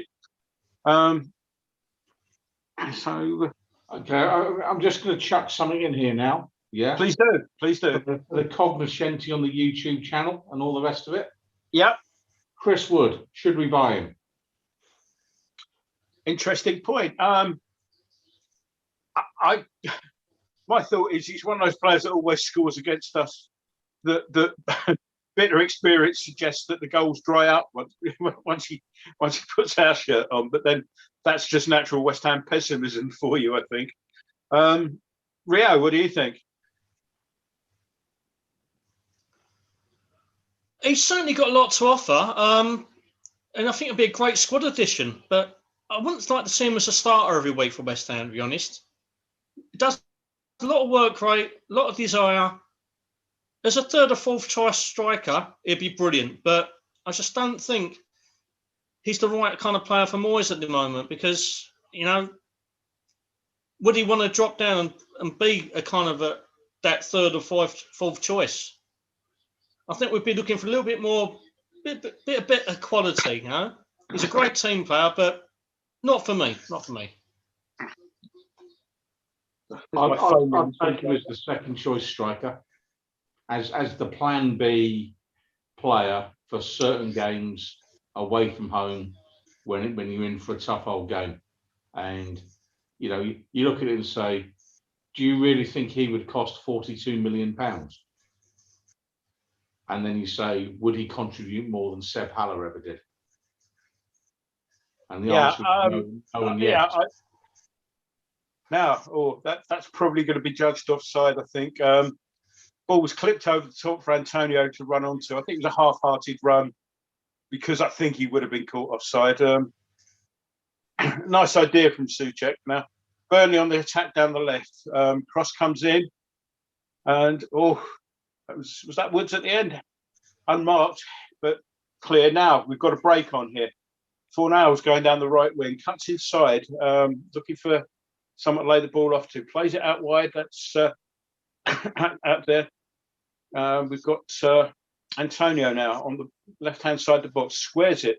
Lingard tries to make some space. Doesn't. Ball comes back out. Played outright to Soufal.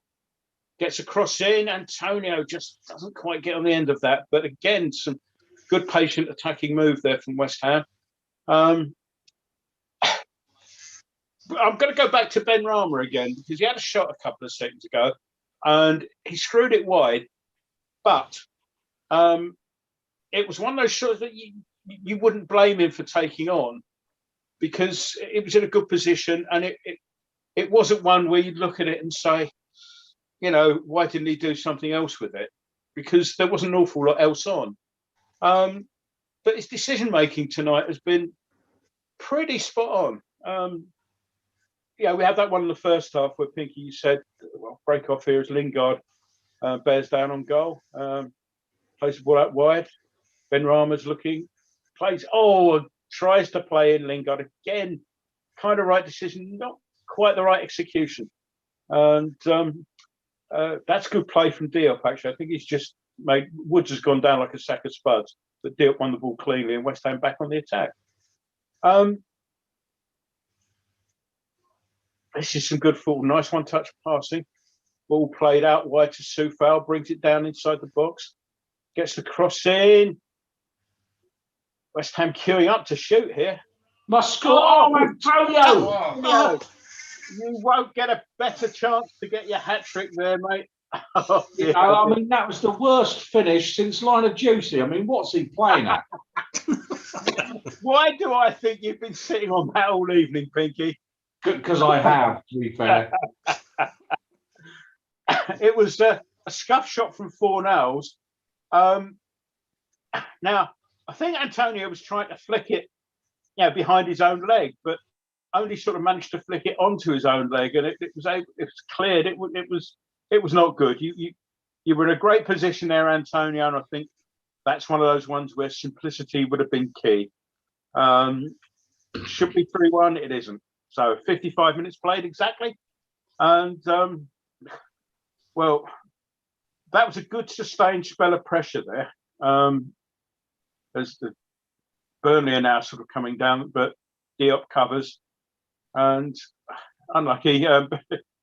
Benrahma tried to keep that in, but just got his legs tangled. Now Lanzini sticks a foot in and brings it away, and we've got numbers down here on the left. Benrahma now left wing cuts in, plays the ball inside to Souček. Souček measures up a shot. It gets deflected. It's out to Soufal.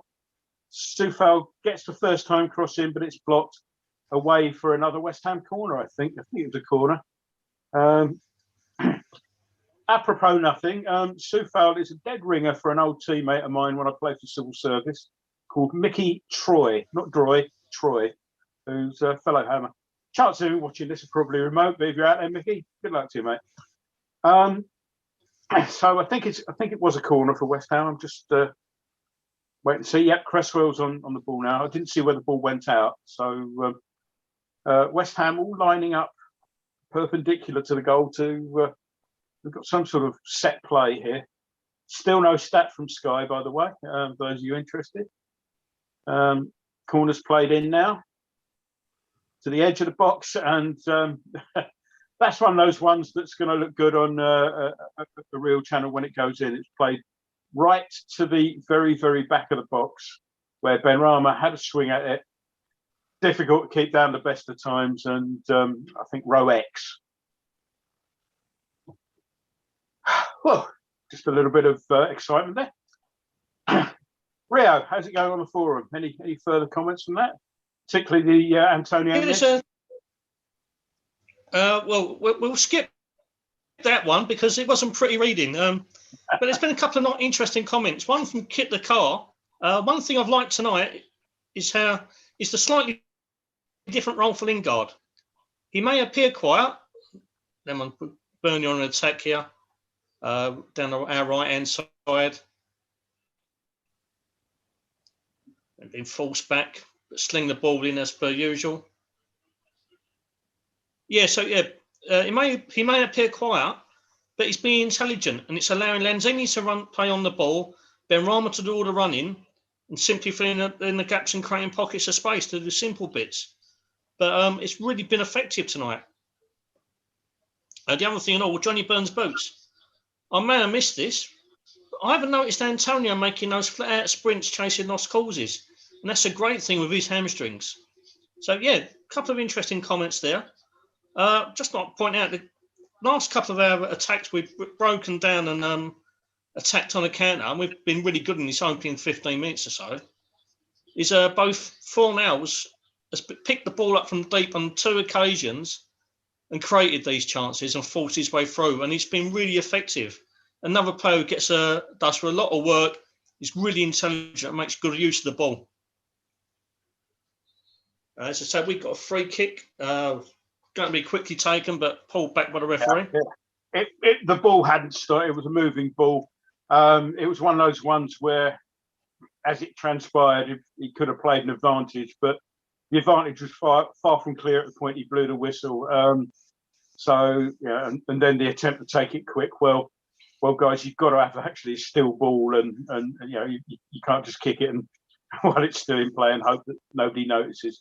They'll always stop that. So, but we've got the ball. We're keeping possession fairly well at the moment. What has impressed me is when we haven't had possession, we've been winning it back well. Soufal now goes down the right wing, checks back though, doesn't get the cross in this time. Nice ball, or nearly a nice ball inside the 4 hours, but it's red, and Burnley can clear long. And I'll tell you what, this half, with the long clearances from Burnley, I will say that he's had some stick, but Diop's been mopping those up quite nicely. He's been, he's been in the right place. His positioning's been a lot better this half. Burnley are looking at making a substitution very shortly. Looks like Rodriguez is going to come on,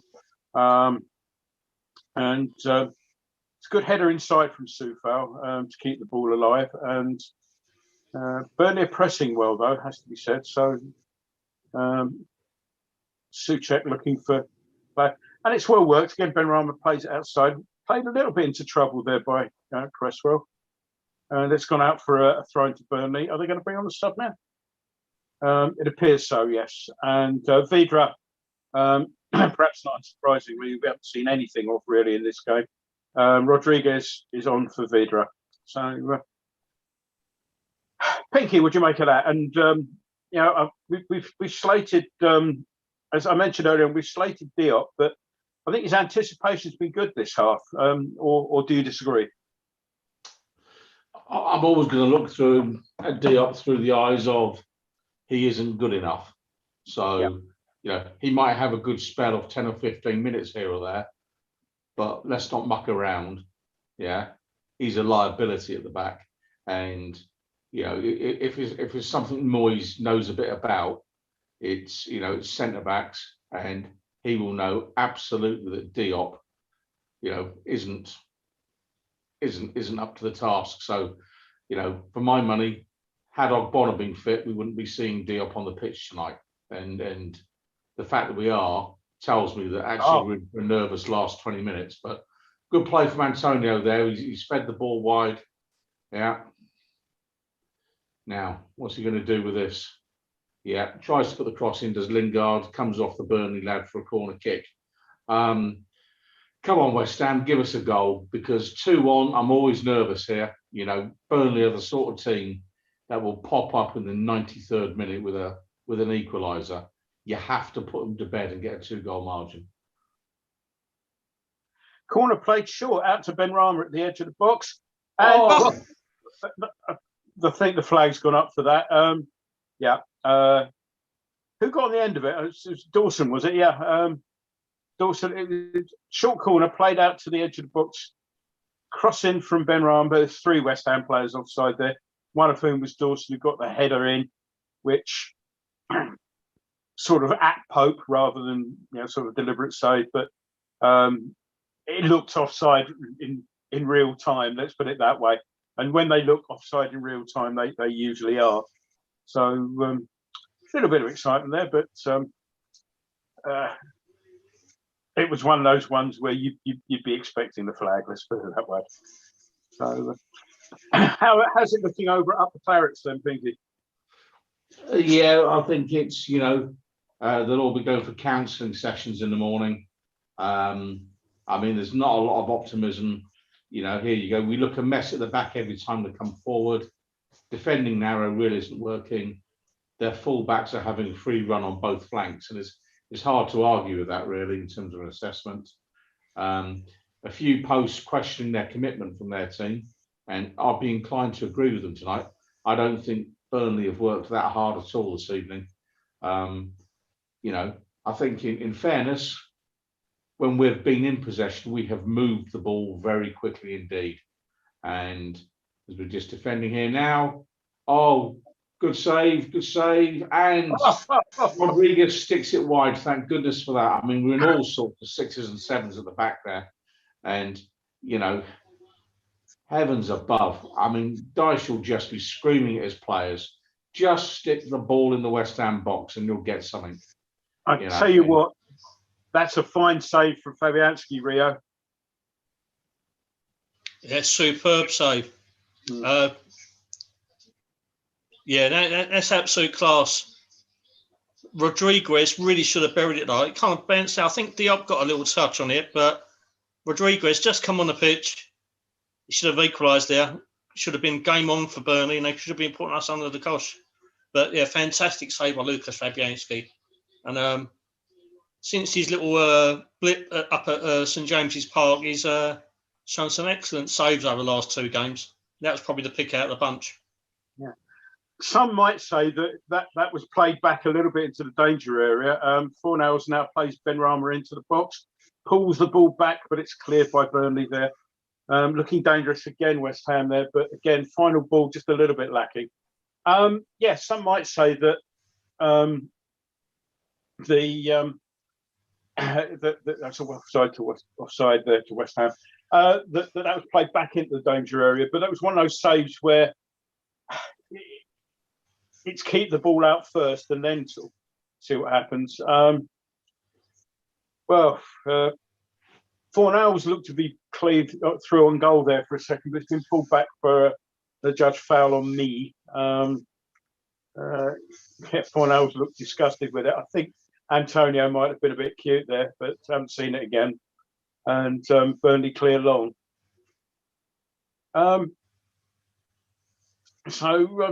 Yeah, Pinky then. So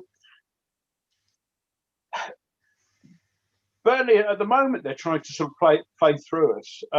Yeah, I think they've looked most dangerous when the ball's been played long, catching Diop a little bit square, perhaps. I think they're sort of playing into our hands a little bit here. Yeah, Diop has looked vulnerable to long straight balls.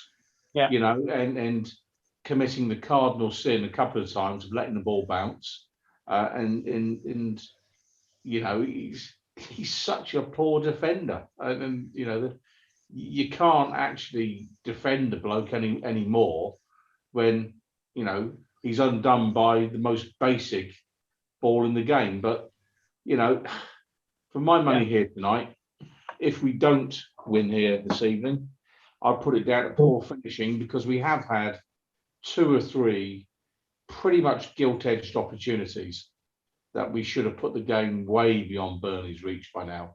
And I'm just starting to get a bit nervous because the last 2 or 3 minutes, Burnley have started to get back into the game, and you know they've still got a bit of heart in them that we should have extracted, you know, a quarter of an hour ago. And you know the let off when Rodriguez put the ball wide. You know, we'll not have a better bit of divine intervention all season. So, you know, if the Pope's got the hotline to anybody, he's not picking up the phone tonight, that's for sure. I tell you what, that's good blocking from Soufal, and they're just showing the replay of the Rodriguez attempt, and he's put his body on the line, as commentators want to say there.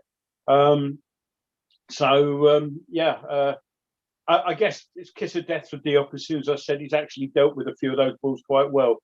Second I said that, he starts not performing again. So, that's an untimely slip there from Benrahma. His laces gave away from him, which puts Burnley on the front foot again. And it's kind of like I said at half time, I don't like us falling back into our shell. I know Burnley may not be the best placed of teams to take advantage of that. And you know they're more likely to be a danger catching us on the break, I'd have thought. But it's just I don't like seeing us do that. Now then, this is interesting. Long ball played down the line, and Pope had to come all the way up to the touchline to clear.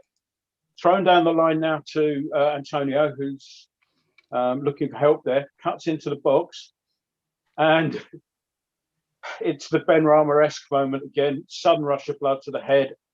Sees the match ball being added to his cabinet, and Rose Ed again, I think, or Row X at least. Yeah, but good intelligent play from Mikel Antonio there, because you know it's the first time tonight we've seen him really try and chase the ball down.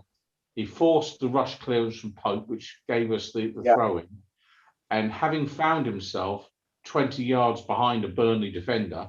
He stayed there knowing he can't be offside from a throw-in. So, yeah, for once, a player who actually knows the rules has actually done something that's intelligent. So well done, Antonio. Yeah. But at least, you know, being alert to the opportunity. Rio, do you think with Antonio, given the state of his hamstrings, that it's kind of about picking your battles, which ones to chase down and which ones to abandon as a lost cause? Yeah, he's got to learn, hasn't he? I think the coaching staff for every word in his ear as well. We've got 5 massive games including this one. And he's come back a little bit ahead of schedule. As I said, Soufal's just made put it out for a corner. Really bad back pass there. Yeah, and so it's like he's never learned, has he? In the time he's been at West Ham, he's always been an all-out player, and he's not looked after himself. And the amount of runs he's made and chasing lost causes, when it just hasn't been intelligent enough not to do it. Burnley with a corner, goes to the far post, and Rodriguez wins the header, but goes wide. And thankfully, because he got above 2 players there. Yeah, it was outside the far post, and it was always going to be difficult to get anything from there. But also, thankfully, I'm delighted to announce that Mr. Graham Howlett has arrived. His hair is now dry. He's dried his hair, and that a bit of a blue rinse? Maybe not. Welcome back, boss. Good to have you back. How you doing? How are we? How are we enjoying this one?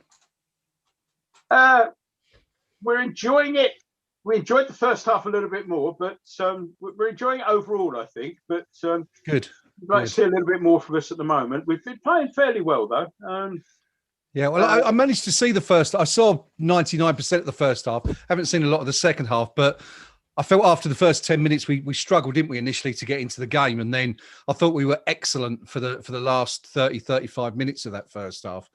In particular, our man Said Benrahma looked very, very strong. Issa Diop once again sort of culpable, I think, for a couple of errors. But yeah, I've not seen much of this second half, so I'll pick it up as we go along anyway. Yeah, well, we've just had another chance. Benrahma fed Antonio, tried to curl it in just inside the right-hand post. Didn't quite get enough bend on it. But yeah, another example of Benrahma getting into a good position and making the right choice. Yeah, something which slated him for left, right, and centre, and rightly so. But today, even when things haven't come off, you can honestly say that most of the time, you think, yeah, well, it didn't come off, but it was the right thing to try. You know, which is what we've been saying. It's been a revelation today, I have to say.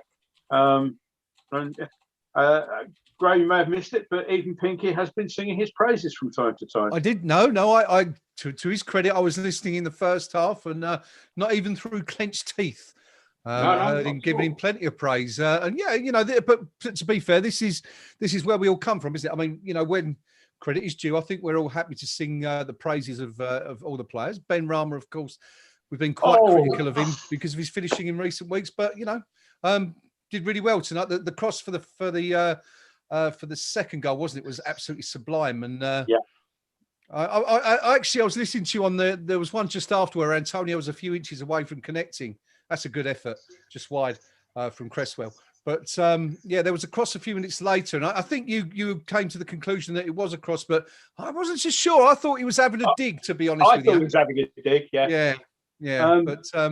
But much better anyway on the whole, Benrahma, and it's another good performance. But I'm with Pinky. We desperately need that third goal, don't we, to give us a bit of breathing room.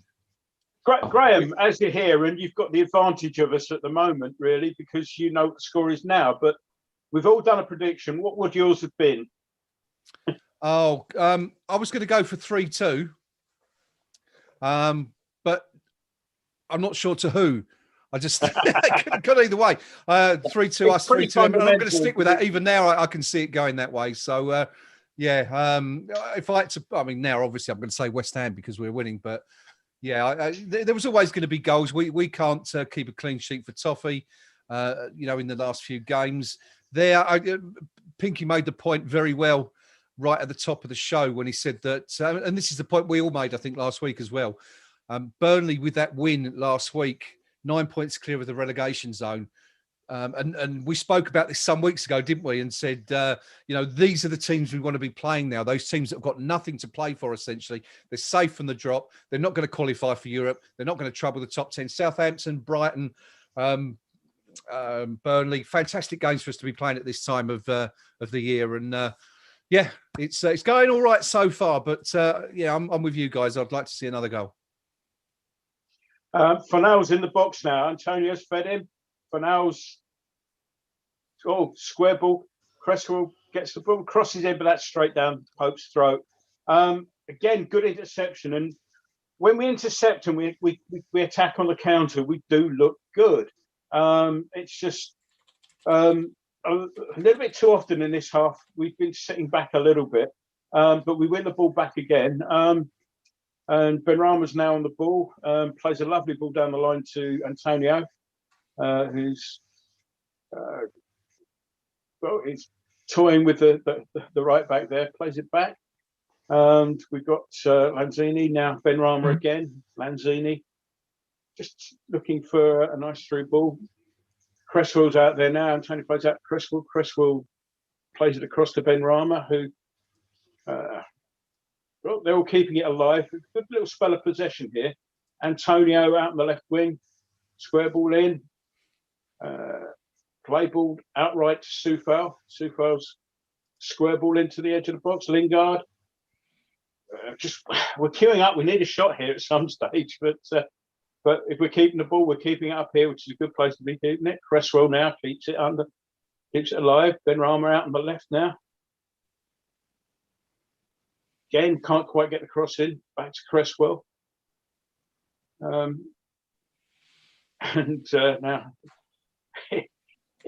we've had the ball for about 3 or 4 minutes and never quite been able to get it in. And it's still broken down now, roughly at halfway line.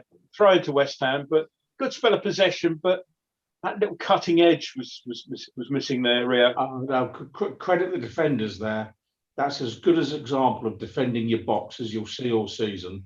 That was really good, organised defensive play from Burnley there. Just to allow us the ball outside the box, but not allow the ball either to be played into the box or anyone to run into the box to try and nick a penalty.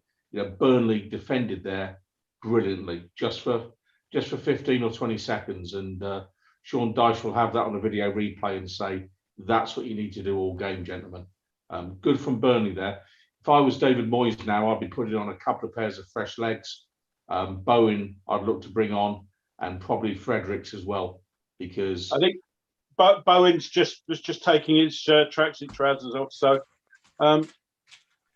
cross in from the left, Burnley, but Dawson wallops it clear under pressure from Rodriguez. Bit of a wry grin from Dawson there. Pull back with Burnley on the halfway line now.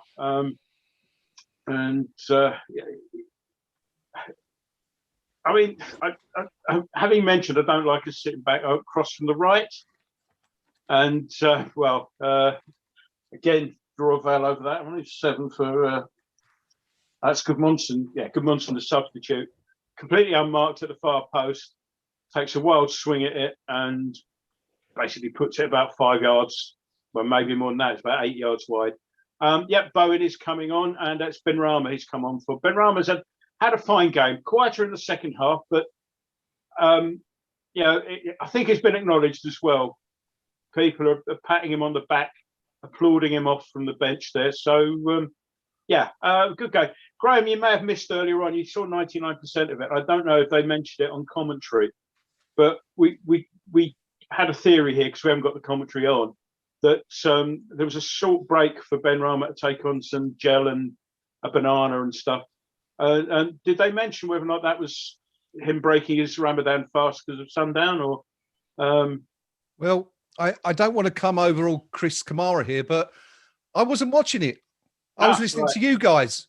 I was listening Right. to the stream, so I heard what you were saying about the Yeah. banana incident, but I have no idea what Sky were discussing at the time. So I don't know. I mean, I didn't really see it. I mean, now Burnley tried to play each other in, but I think Woods has just hit that at his teammate, and unsurprisingly, it bounces off, and we can come again. Now,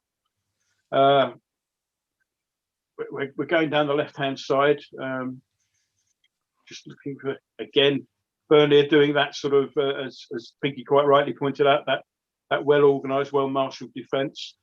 Has to be said, we've looked better when we've attacked on the counter, as I say, which, you obviously 3 or 4 crisp passes.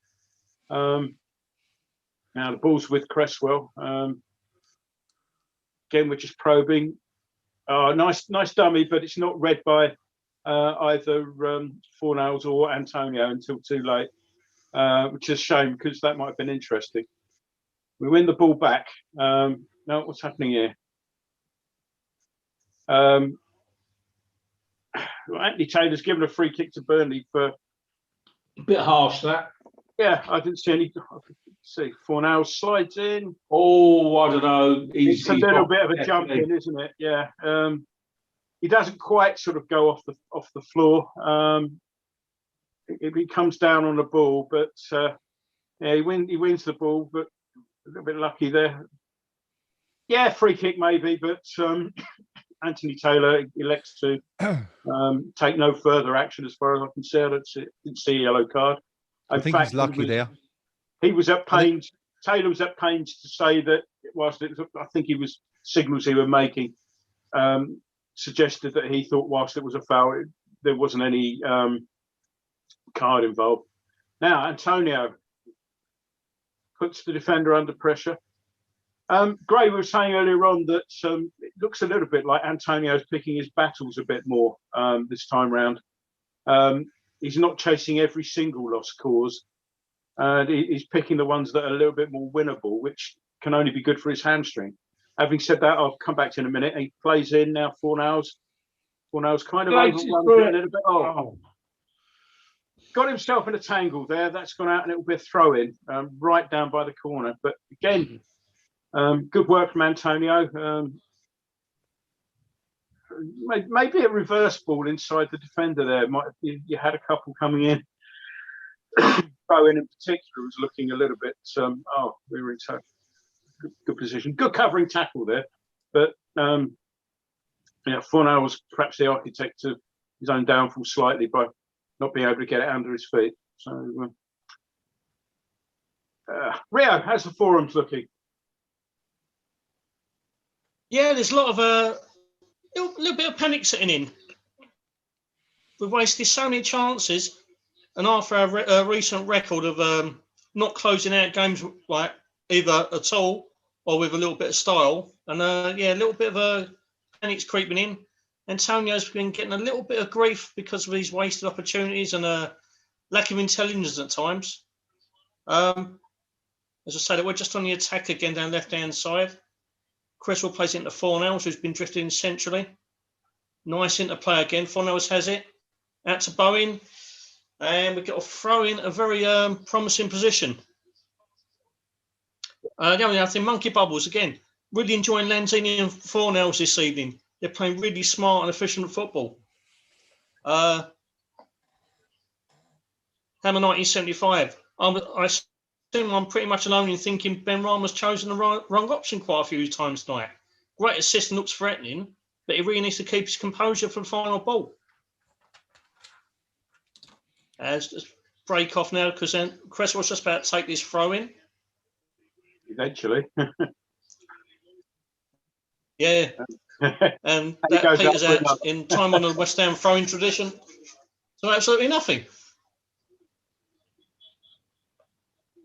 Yeah, we're looking at the shots stats here let's now. have another go, West Ham. Yeah, another pointless stat, but Antonio's had 6 shots today, which is more than anybody else. Ben Rama, funny enough, had 4. The point about his decision making, Ben Rama's decision making. It's in the past what we've seen from him is just making out and out rank wrong decisions.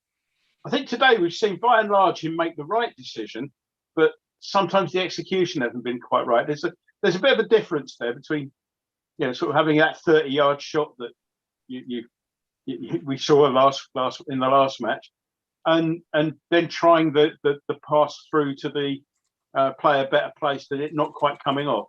I'd rather the second than the first thing, obviously. So, yeah. I mean, it's far much improved tonight. Absolutely, miles better than he has been all season. Yeah. There was a suggestion there that rather than Antonio coming off, they took Benrahma off because he might be suffering the effects from the ram down fast. So that's quite a worthy comment. Pinky, you made a comment there earlier on about nutrition and professional athletes. Yeah, I mean, this is, you know, these guys are running around, and you know, the intensity that we're playing with tonight. If you have not eaten all day and basically you've waited till, you know what, 8:45 to have a banana and some energy tablets or whatever they're allowed, that's a tough gig for a professional athlete. But, you know, overall, I think tonight, I have to be honest and say, I think Burnley, for the opening hour, were quite atrocious, really, in terms of application. If there'd been, you know, West Ham in those particularly claret shirts tonight with that application, they'd have been getting pelters from our support. I think the last quarter of an hour or so, I think they've looked considerably better. They appear to at least be jogging around a bit tonight. Mm-hmm. But I think without damning Benrahma too much with faint praise and why is he better tonight than in other games, I don't think it's because he started. I think it's because there was less pressure on him and he had more time to get his decision making right. And I think when he plays against teams that have got something at stake, he won't find it quite as easy. And I think that's been the main difference in Benrahma this evening. Graham, we've had a yellow card and a substitution to talk about. Fill us in? Or two yellow cards, as I just put it. Yeah, okay. Yeah, we were talking about, and just going back to what we were talking about before, you were talking about Antonio saying that he was picking his runs. And we moved away from that to go to something else, but I was just about to say that I felt he'd been blowing for the last 5 or 6 minutes prior to that. So I'm kind of surprised he's still on the pitch. But I've got a bit of breaking news for you. Do you want to hear this? Go on then. Bill Gates and Melinda Gates are splitting up after 27 years. Thanks. So back to the football. And there you go. I haven't finished yet. Hang on, hold on a minute. Hang on. There's more non-football news. The snooker world final's being played tonight. And we're watching the hammers. But Sean Murphy has pulled it back to 17-15. He's 2 frames behind Selby. Needs 1 more to win. And finally, something that is related to tonight, Pablo Fornals. I thought he was very lucky to get away with that challenge. Very, very lucky a few minutes ago. He had both feet off the ground, didn't he? Yeah, I thought it was a red card. If he'd caught him, it was an absolute nailed-on dismissal, but a little bit fortunate, I think. Yeah, but as Pinky says, both feet off the ground. That's red card territory all day long. Yeah. So we've now had, I think. Oh, sorry, there's a free kick from West Ham is blocked out. I think we've had, what is it, 3 or 4 yellow cards and a substitution. Get back and play. We'll come back to that because Burnley is sort of attacking us on the break. Ball played out to the white wing even. Bowen comes back, doesn't quite get a challenge in, and but cross is blocked. Fornals gets a foot in nicely there and then kicks it up in the air a little bit rather than making an effective clearance. And cross comes in from the left, and that's all dangerous looking cross, and flicked away for a corner by Dawson, whose look went as in that might have gone somewhere else. So corner to Burnley. We'll stick with this. The substitution while we're on is Barnes is on for Wood. Couple of yellow cards. Corner comes in from the Burnley right, headed clear. Shot from well outside the box, but again it's blocked. And Lingard is looking to try and get it clear. Plays a long ball into the Burnley half.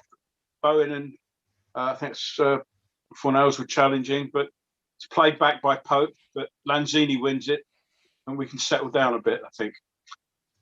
Yeah, bookings for Gudmundsson for, I think he was the one on Bowen, as Bowen had a promising run ended. Somebody, I think it was booked for Burnley.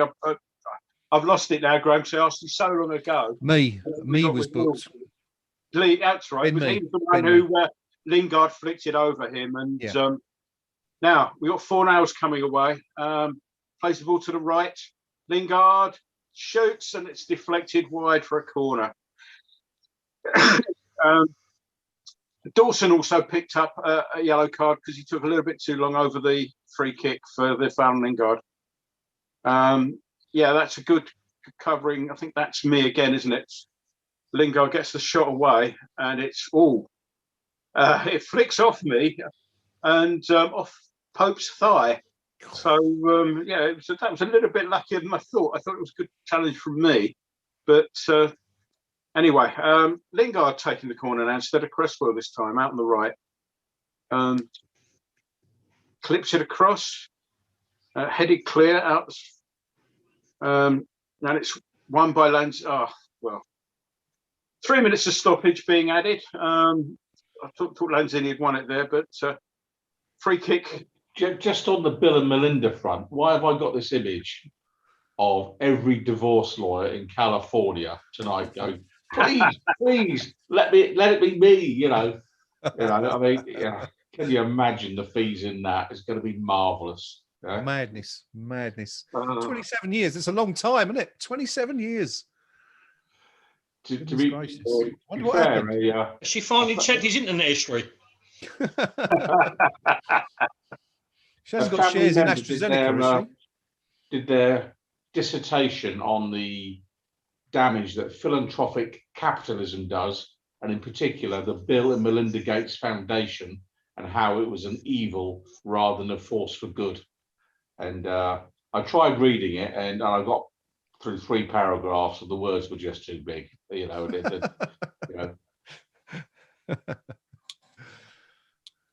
Yes, now, you're right. I think someone's going to be earning a few bucks out of them. But I just wanted to go back, Gnome, very quickly, if I may, to that chance that Pope saved. I don't think he knew anything about it. No. You know? That deflection, I think, very lucky. Yeah. Very lucky indeed. Time, in real time, it was difficult to see that. Now, talking of Pope, Burnley have won a corner on our left, and Pope has come up into the box as we're a minute and a half or so. Corner taken across. It bypasses Pope. Dawson heads clear as far as Gudmundsson, who keeps the ball alive. Cross coming in from Burnley right. Pope's up there, makes the jump, but it's cleared now with Pope caught upfield, but nothing comes of it. Now Pope is stood in our half, and tried to play Antonio in, but Pope cut out the pass on the halfway line. Burnley play it in again, and that's just well. Right, but again, what on earth were we doing? What on earth were we doing? We're in possession of the ball in the 3rd minute of added time. Hang on to the ball. What are we doing trying to score a third there? Hang on to the ball. Instead, we put a misplaced pass and create another opportunity for Burnley. I mean, that is bonkers football from West Ham there. You know, I mean, David Moyes will be doing his Swede, absolutely going OTT on that. I don't know. When you got the opposition goalkeeper in your half and you've got a pass on like that, then you're going to go for it. Now Antonio heads on. Lingard is on the end of it. This is where we will be looking at keeping hold of the ball. Lingard plays in 4 hours down the line, and it's offside. That must be it, surely. The 3 minutes are up. I don't really see there's been any further need for any further stoppage. Where 9, 10, I think this clearance will prompt the final whistle, and it does. Well played, West Ham. Good, decent win that. And for everybody who's got a mouthy Tottenham mate, who were giving it big time, having beaten Sheffield United yesterday. Well done, Spurs. Yeah, have a look at the table again, guys. Great stuff from West Ham there tonight. I mean, I've got to be honest. when I saw the starting 11, my heart sank a little bit. I still backed us to win at the start because, well, you've got to, haven't you?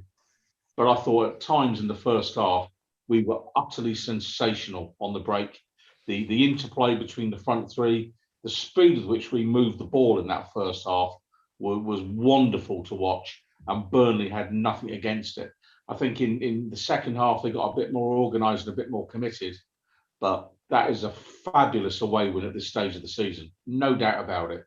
Well played, West Ham. Well played. Gentlemen, I know I've been sort of hosting for a while and all that. Could I prevail upon Mr. Howlett for about 5 minutes to take over the reins, as it were, because I need to make a personal phone call. Yes. I need to respond to one that I received a minute or two ago. Gladly. Okay, so, all yours, boss. I'll be back in a minute. Okay, good stuff. Well, there you go. It has finished here at Turf Moor. Burnley 1, West Ham United 2.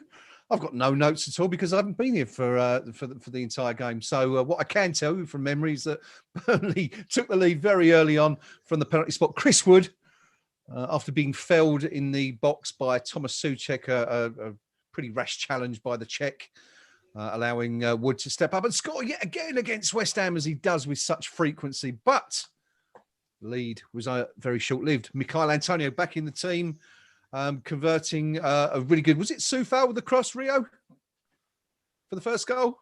Yeah, Soufal with a fantastic cross in. Yeah. Yeah, thank you. Absolutely. Soufal cross from the right. As I said earlier on.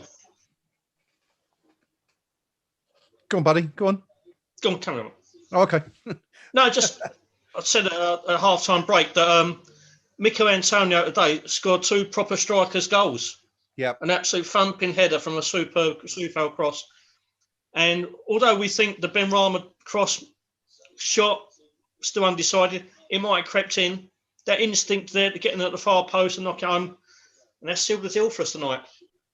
Yeah, I'm not so sure it was going in. I think we watched that on the replay a couple of times on the big screen, and I think it was just drifting wide, or at the very best, I think it might have clipped the post, but it certainly didn't look like it was going to go in. But anyway, as Rio says, it was 2-1 to West Ham, and that's how it stayed. We could have gone 3-1 up when another Benrahma cross whizzed past the post. Michail Antonio once again a hair's breadth away from converting.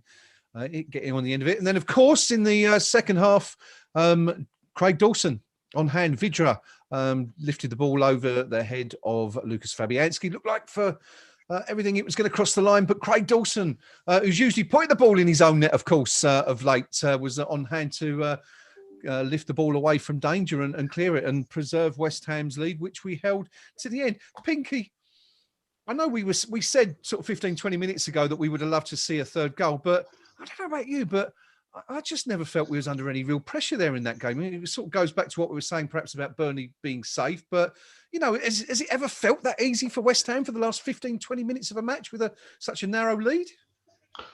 Yeah, I mean, I had the feeling that if Burnley got an equaliser, it would have been as a result of an error by one of our players, you know, and you know, I was calling Diop everything other than, you know, my own son in the first half. You know, he's not a player that inspires confidence with me.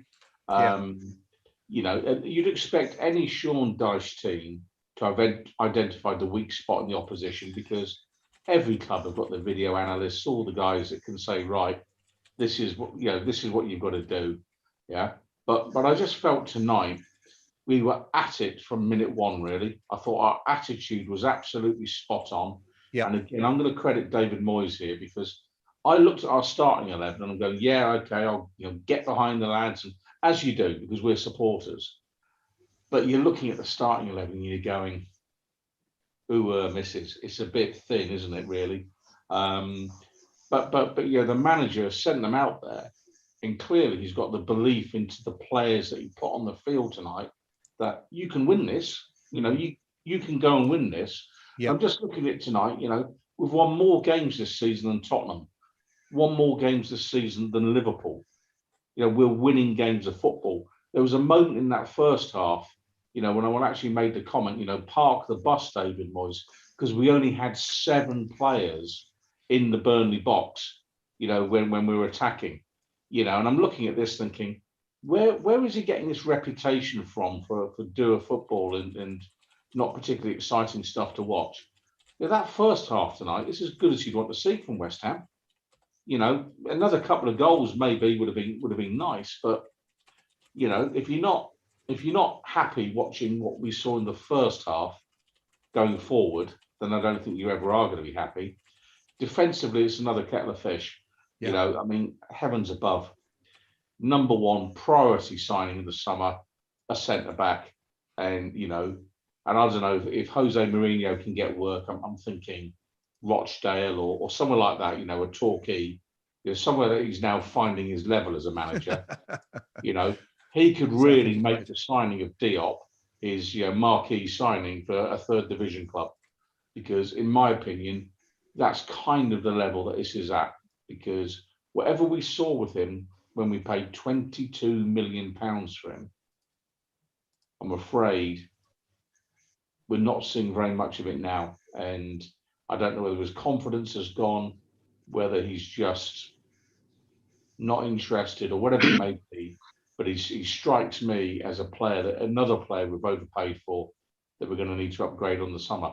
But tonight, a 2-1 away win at this stage of the season that keeps us comfortably in 5th spot. And crucially, you know, Leicester City and Chelsea now are looking at that going, you know, with 4 games to go, we can't let up. We've got to keep going. And that's why tonight, I think the Moyes, when he gambled on Mikel Antonio and put him in the starting lineup, what a brave decision by David Moyes. Because it'd have been easy to say, give another week's rest or whatever it may be. But you know what? 1 point tonight wouldn't be any good to us. 3 points absolutely piles the pressure on Chelsea and Leicester. And what a joy it is that we've got a manager who's trying to qualify for the for the Champions League rather than settling for the more junior competition in Europe. I think great stuff from West Ham, great from the manager. Thrilled to bits with an away win, but I have to temper it with Burnley for an hour tonight with dreadful. Dreadful. Very much so, very much so. Of course, that win takes West Ham back above Tottenham, as Gnome pointed out at the end of the match, into 5th place in the Premier League. 58 points now from 34 matches. Tottenham 56 from 34. 3 points below Chelsea, who have 61 from 34. The 3 points, obviously, those 3 points we conceded, lost against them at the London Olympic Stadium last week. And then, of course, Leicester, 5 points above West Ham now, 63 points from 34. But of course, the Foxes have got 3 very, very difficult games to end the season with. So, it's not all done and dusted yet. Gnome's back, so I'll hand the reins back over. But before I'll do that, I will go to Rio for his summary of the game, who's been sitting there patiently. Rio, 2-1. You know, I said to Pinky, didn't I? You know, have you ever felt so safe or relatively unperturbed by West Ham leading by a single goal for the last 20 minutes? As far as I'm concerned, it just didn't really look like Burnley were, you know, ever really threatening us.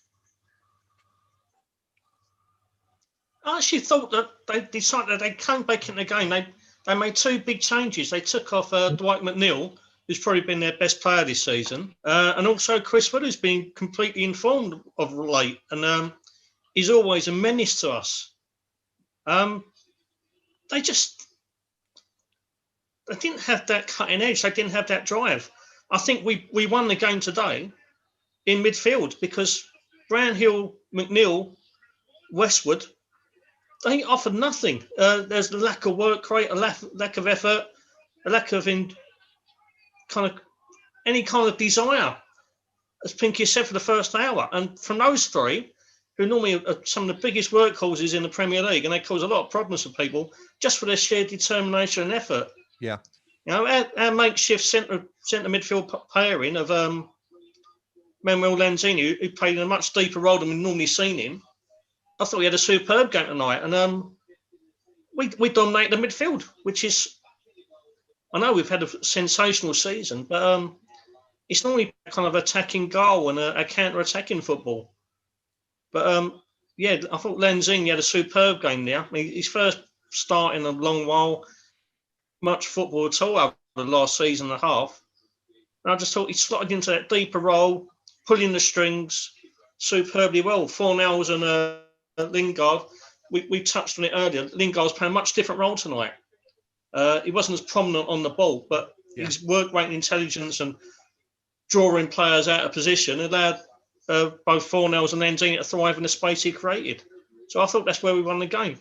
Burnley didn't have a lot to offer. A couple of chances when Rodriguez come on. One that Fabianski made a superb save from.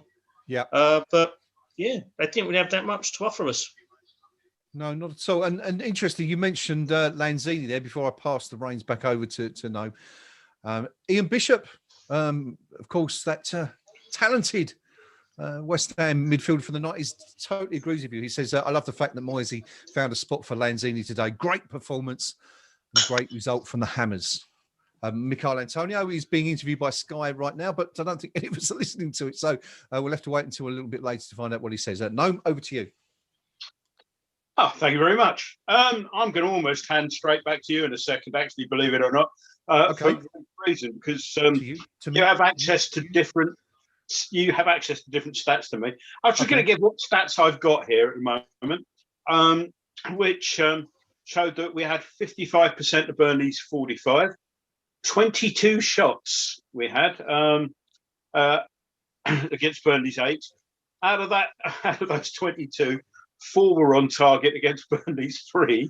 So quite where the other 18 were headed, Lord alone knows. Burnley had 5 corners to our 4, and we committed 8 fouls to Burnley's 4. So I haven't got the expected goals because I neither know nor care, but I'm sure you're going to bring those up in a minute at some stage, Graham. But I'm going to tell you right now. I'm going to tell you right now. I'm poised, waiting to let you know what it says. Burnley 2.26, West Ham 2.36. So pretty even, really. So yeah. So I wasn't far out when I said 38 degrees Fahrenheit. Something like earlier that. on. No, yeah. I'm probably right if I'd said in Celsius, but anyway. So yes, welcome 3 points. Sorry, I'm not quite sure what's happening while I was away there, because I had to return a call. But have we been to the forums in recent minutes? No, we just Pinky and Rio gave their assessments of the game, and then you wandered back in, and that's where we are.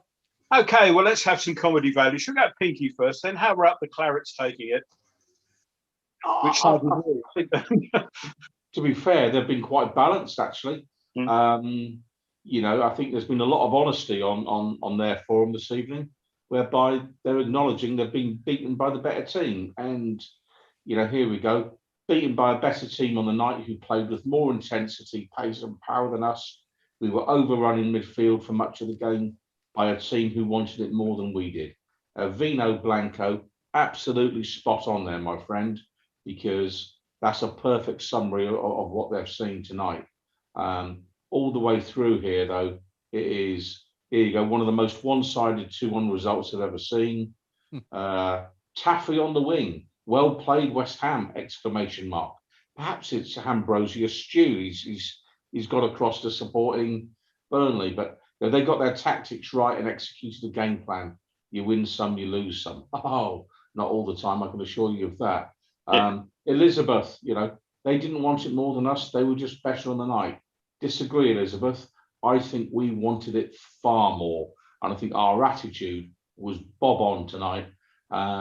Overall here, there's another one, you know, another poster agreeing with Taffy on the wing, correct, best team won. You know, Matt the Claret, power and pace in that West Ham team. 2 things we are sorely lacking. And, you know, so overall, here you go, Burnley FC, West Ham were good, we were poor. You know, another one, Claret Guillemot, got what we deserved. As poor tonight as Wolves was good. Don't honestly think that Dyche knew what to do to combat the Hammers' forward play. You know, I mean, it's post after post. You'd think we were Brazil 1970. You know, I mean, you know, perhaps they don't get out much in Burnley, but they are bigging us up big time here. And why not? Because do you know what? For at least 30 minutes of that game, I thought we were double excellent. So why not enjoy the evening? So the Clarets, yeah, they know they were well beaten tonight, and 2-1, despite the XG. I think the margin was better than that would suggest. And I think the XG probably reflects our defensive frailties more than genuine attacking capability by Burnley. And if I was Moyes, that's where I'd be really nervous the next 3 or 4 games. He needs to get Bonner back into that team sharpish, really sharpish. Thanks, Pinky. Yeah, just pick up on something you hit on there a little bit. Bad attitude.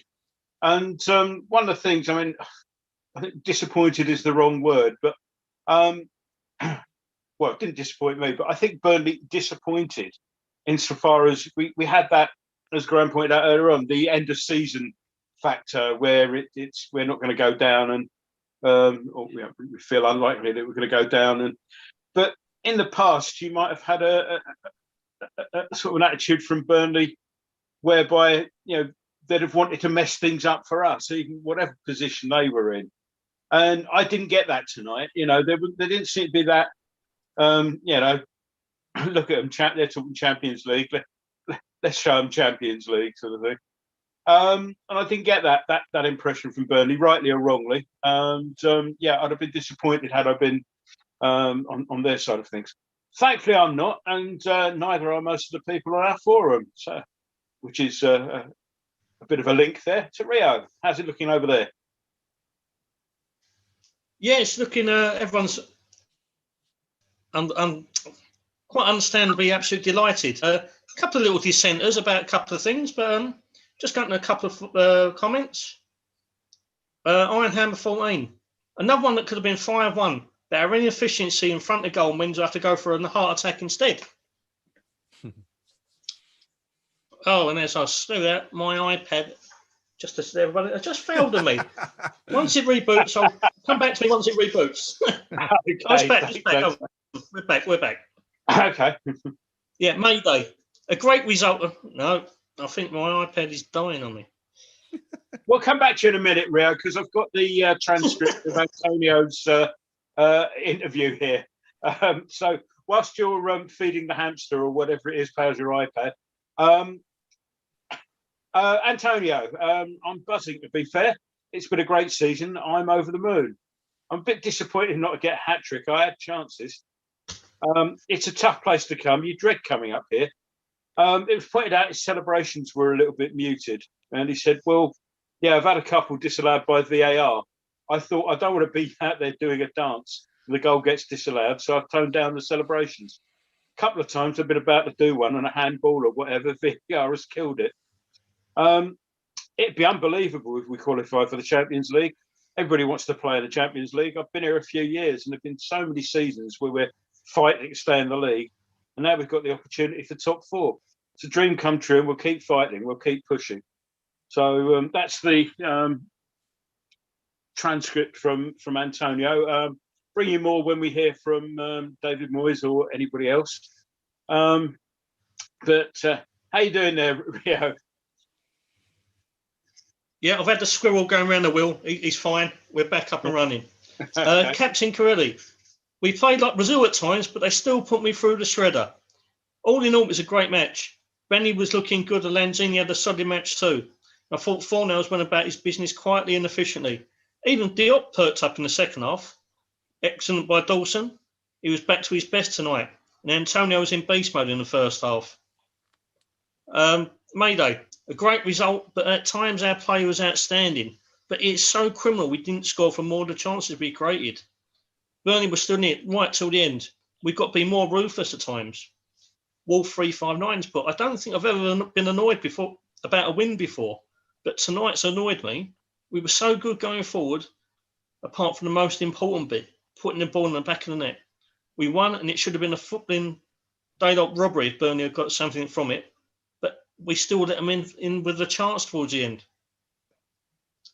SH, excellent result. At times our play was sublime. It's superb stuff. 61 Dixie. Wow, I'm reaching for my blood pressure monitor again. But apart from the odd half chance, Burnley were pretty meek. Just going to leave with one final comment, and this is from Brother Nero, who we castigated in the first half for putting that little stat up about we could break records tonight. And we've done it. So tonight we have done 17 English Premier League wins, a West Ham record. 8 English Premier League away wins, another West Ham record. It's quite some stat for a David Moyes team after all the turmoil we've been through over the last 18 months. Yeah. Brother Nero, we forgive you this time. So, anyway, thanks very much, Rio. Just a few bits and pieces from the YouTube channel, which I think the boss was on there a minute ago asking for man of the match. And it's generally considered it's a tough one this week. Mark English says Lanzini. Thomas Eldridge hedges his bets somewhat by saying Antonio Soufal or Lanzini. Yeah, that's men of the match rather than man of the match. But yeah, everyone's saying it's a close call. Soufal was immense. Good performances by Benrahma, Antonio and Lanzini. But for him, he's going for 4 nows. Hobo Changaba, I think how you pronounce that. Man of the match was going to be 4 nows, but he was lucky to stay on. So I'm going Antonio for coming back early and being so keen. Also, we're talking about how far we can go on this. Mark English points out that with the various games that we've got, Leicester have got a run in that's a little bit daunting. Of course, Chelsea have to play Leicester, so that's going to be an interesting match. We'll be interested observers there. John Harrington says, "Can we smell blood?" And Hobo comes back, says, "Well, it is nosebleed territory." Boom tish. Yeah. Yeah, it's less Mike and Bernie Winters, more Bernie and Bernie Winters there, one for the kids. Mark English, whoever was supposed to be marking Soufal tonight, needs to collect their P45. Yes, Soufal's getting crosses in left, right and centre. I thought he had a good game, yeah. And Leonard Brook, can I choose Moyes for man of the match? He took a few gambles with personnel and their jobs, and it paid off. So, yeah, good point, as Hobo says. Earned his corn tonight, considering what was available to him. So yeah, that's the view of things. So various candidates for man of the match on that. I'm sure that we don't want to be running too late, so I think I'll poll the room for man of the match now. Then, so who should we start with? Since you were late, Graham, we'll start with you. Well, bearing in mind I missed the first half of the second half, this is probably not going to be entirely accurate, and I can only base it upon what I've seen. But I thought that once again, and you know, I'm a big fan of his, and I thought he was excellent tonight. Before now, was playing slightly out of position today in that sort of slightly deeper role. I thought was excellent. Bit fortunate perhaps to still be on the field as a result of that late challenge, but I thought he had a very, very good game. Benrahma, excellent first half. No doubt. He'll spur on about another 10 pages in the Benrahma thread on the KUMB forum. As a result of that, his fans will no doubt be filling up the pages as we speak with "I told you so's" and whatnots. But you know, at the end of the day, we'll want to see him succeed, and the criticism is always, you know, just, I think. But he certainly had a very, very good game tonight. Dawson, I thought, had a decent game tonight. Didn't really put a foot wrong. Soufal, pretty good. And then on you know, the opposite end, I think you had Diop again, was a little bit suspect, wasn't he, on both goals. Lingard, I felt, was particularly quiet, not playing his normal position. Mickey Antonio, of course, I mean, he's got to be in for a mention. 2 goals, won the game. But no, I'll stick with my first choice, I think, and go with 4 nows. I thought he, you know, again, industrious, worked incredibly hard. Playing slightly out of his comfort zone, but you know, putting a very, very adequate performance, and yeah, at the heart of that team, and really spurred us on to a very, very vital 3 points indeed. Thanks, boss. Pinky, how about you, mate? Yeah, I mean, a number of good performances tonight. I thought Lanzini was excellent this evening. 4 nows again, very, very good indeed tonight. You know, you could comfortably give it to either of them, but yeah, for me, you know, goals change games, and you know, the reality is we are the club that is playing most of a season without a striker, a recognised striker, and yet again we've put a probably not fully fit Mikel Antonio on the pitch because Vicky, we need you. We need you to do it for West Ham United. And he's come up trumps. He's got 2 goals. The most precious commodity in the game is a goal. He's got 2 goals. I don't care if it's going off his backside. As it turns out, there were 2 good finishes tonight. And where would we be this season without Antonio's contribution?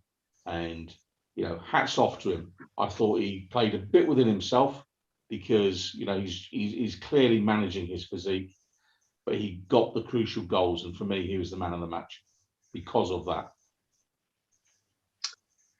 Thanks, Pinky. Rio, how about you, mate? What's your view on the man of the match? I agree with both of my colleagues there, but I'm not going to read for Pablo Fornals. His industry was amazing. He played a key role in both the goals. Very intelligent. Exploited the space that Lingard and Lanzini created for him very well. But the topping, the icing on the cake for me was that, he proved that VAR is a mess, isn't it? Because he could rightly have been sent off today, whereas Fabian Balbuena shouldn't have been sent off last week. So I think because he's exploited the VAR issue, Pablo gets the final say for me. The Fornals final say, yeah. Okay. I suppose I better choose one now then. So we've got 2 for Fornals, 1 for Antonio. I'm going to make it 2 for Antonio. He gets it for me just over a very, very much vastly improved Benrahma. I thought Benrahma faded a bit before he was eventually taken off. But I thought all through the game, what's that phrase they use? He kept their defence honest. And he was, Tarkowski and me, the end of that game, they know they've been in a game. And it's been quite a battle. Yes, you could be picky and say, he should have had a hat trick when he tried that back heel or whatever he was trying to do and that. But we've missed that. I mean, Bowen's tried and but nobody really comes off the game and sort of thinks, blimey, that was a hard game against Bowen. Whereas, as I say, Tarkowski and me know what's been happening there. I thought he had an intelligent game. We mentioned earlier on, Pinky said he played within himself. I saw a more intelligent use of his pace and his closing down skills and abilities. Instead of chasing every lost cause, he turned 1 or 2 semi-lost ones into winnable battles, and I thought that showed a bit of a much pinged hamstring might have been the cause for that, but if it takes that for him to play with a bit more intelligence, then I'm all for it. So Benrahma, fine game. Lanzini again, a rare start for him, and it was a good one. Soufal got into a lot of good positions, got a lot of good crosses in. I noticed him crossing the ball first time a lot more than of late, and again that looked like something that is a tactic. And but all in all, I'll go for Antonio as well, even if his goal celebrations were muted. In fact, muted goal celebrations are something of which I approve heartily. So there we go. Can I make a suggestion here? Given that it's a draw for man of the match, can I suggest that we offer it to Antonio purely on the basis that he managed to insert so many obvious football cliches into his interview there? From I'm buzzing to over the moon, through to tough place to come. Yeah. Everybody wants to play in the Champions League. We'll keep fighting and pushing. It was just a list stream of cliches. So I think purely based on that, we should give it to. What he actually said was everyone wants to play in the Champions League, apart from our chairman, who's bitching like hell because he'd have to buy another dozen players. Yeah. So they actually edited the full quote out there, I think. I'm just wondering if David Gold even now is writing out an invoice to Benrahma for the banana. Ray, do you want to take over for a second? We've got David Moyes on, and I'll go and have a look, see what he's got to say.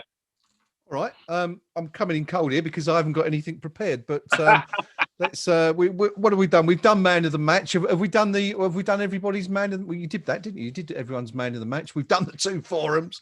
Where do we go from here? Well, we could sort of look ahead to the next game, but no, we always do that after David Moyes. So we'll hold fire on that. Champions League, yes or no? We've got to do that at the end as well. Let's talk about the runnings. Let's talk about the runnings for the 3 teams really in contention for those last 2 Champions League positions. I mean, it looks, Manchester City, Manchester United nailed on first and second, it would seem, given the way they're going. But as it stands, Leicester 34 games played, Rio, 63 points on the table. West Ham 34-58, and in between Chelsea 34 and 61. But let's have a quick look at those games left to go. And Rio, let's go through these one at a time. Rio, let's give you West Ham to cover first of all. We go next. It's probably the toughest game, Everton at home, and then we've got Brighton, West Brom, and Southampton. How many points do you see West Ham taking from those 4 games? If we play like we did today, 10. I think, obviously, Sunday is the toughest game out of the 4 we have remaining. Looking at the league table, potentially the last 3, those teams should be on the beach already. What have they got left to play for? Yep. Because looking at it here, Brighton, they're not in danger of going down. They won't be by the time that game comes around. They're fine. West Brom should be down by then. Mathematically, they're in trouble, virtually in trouble by the next game.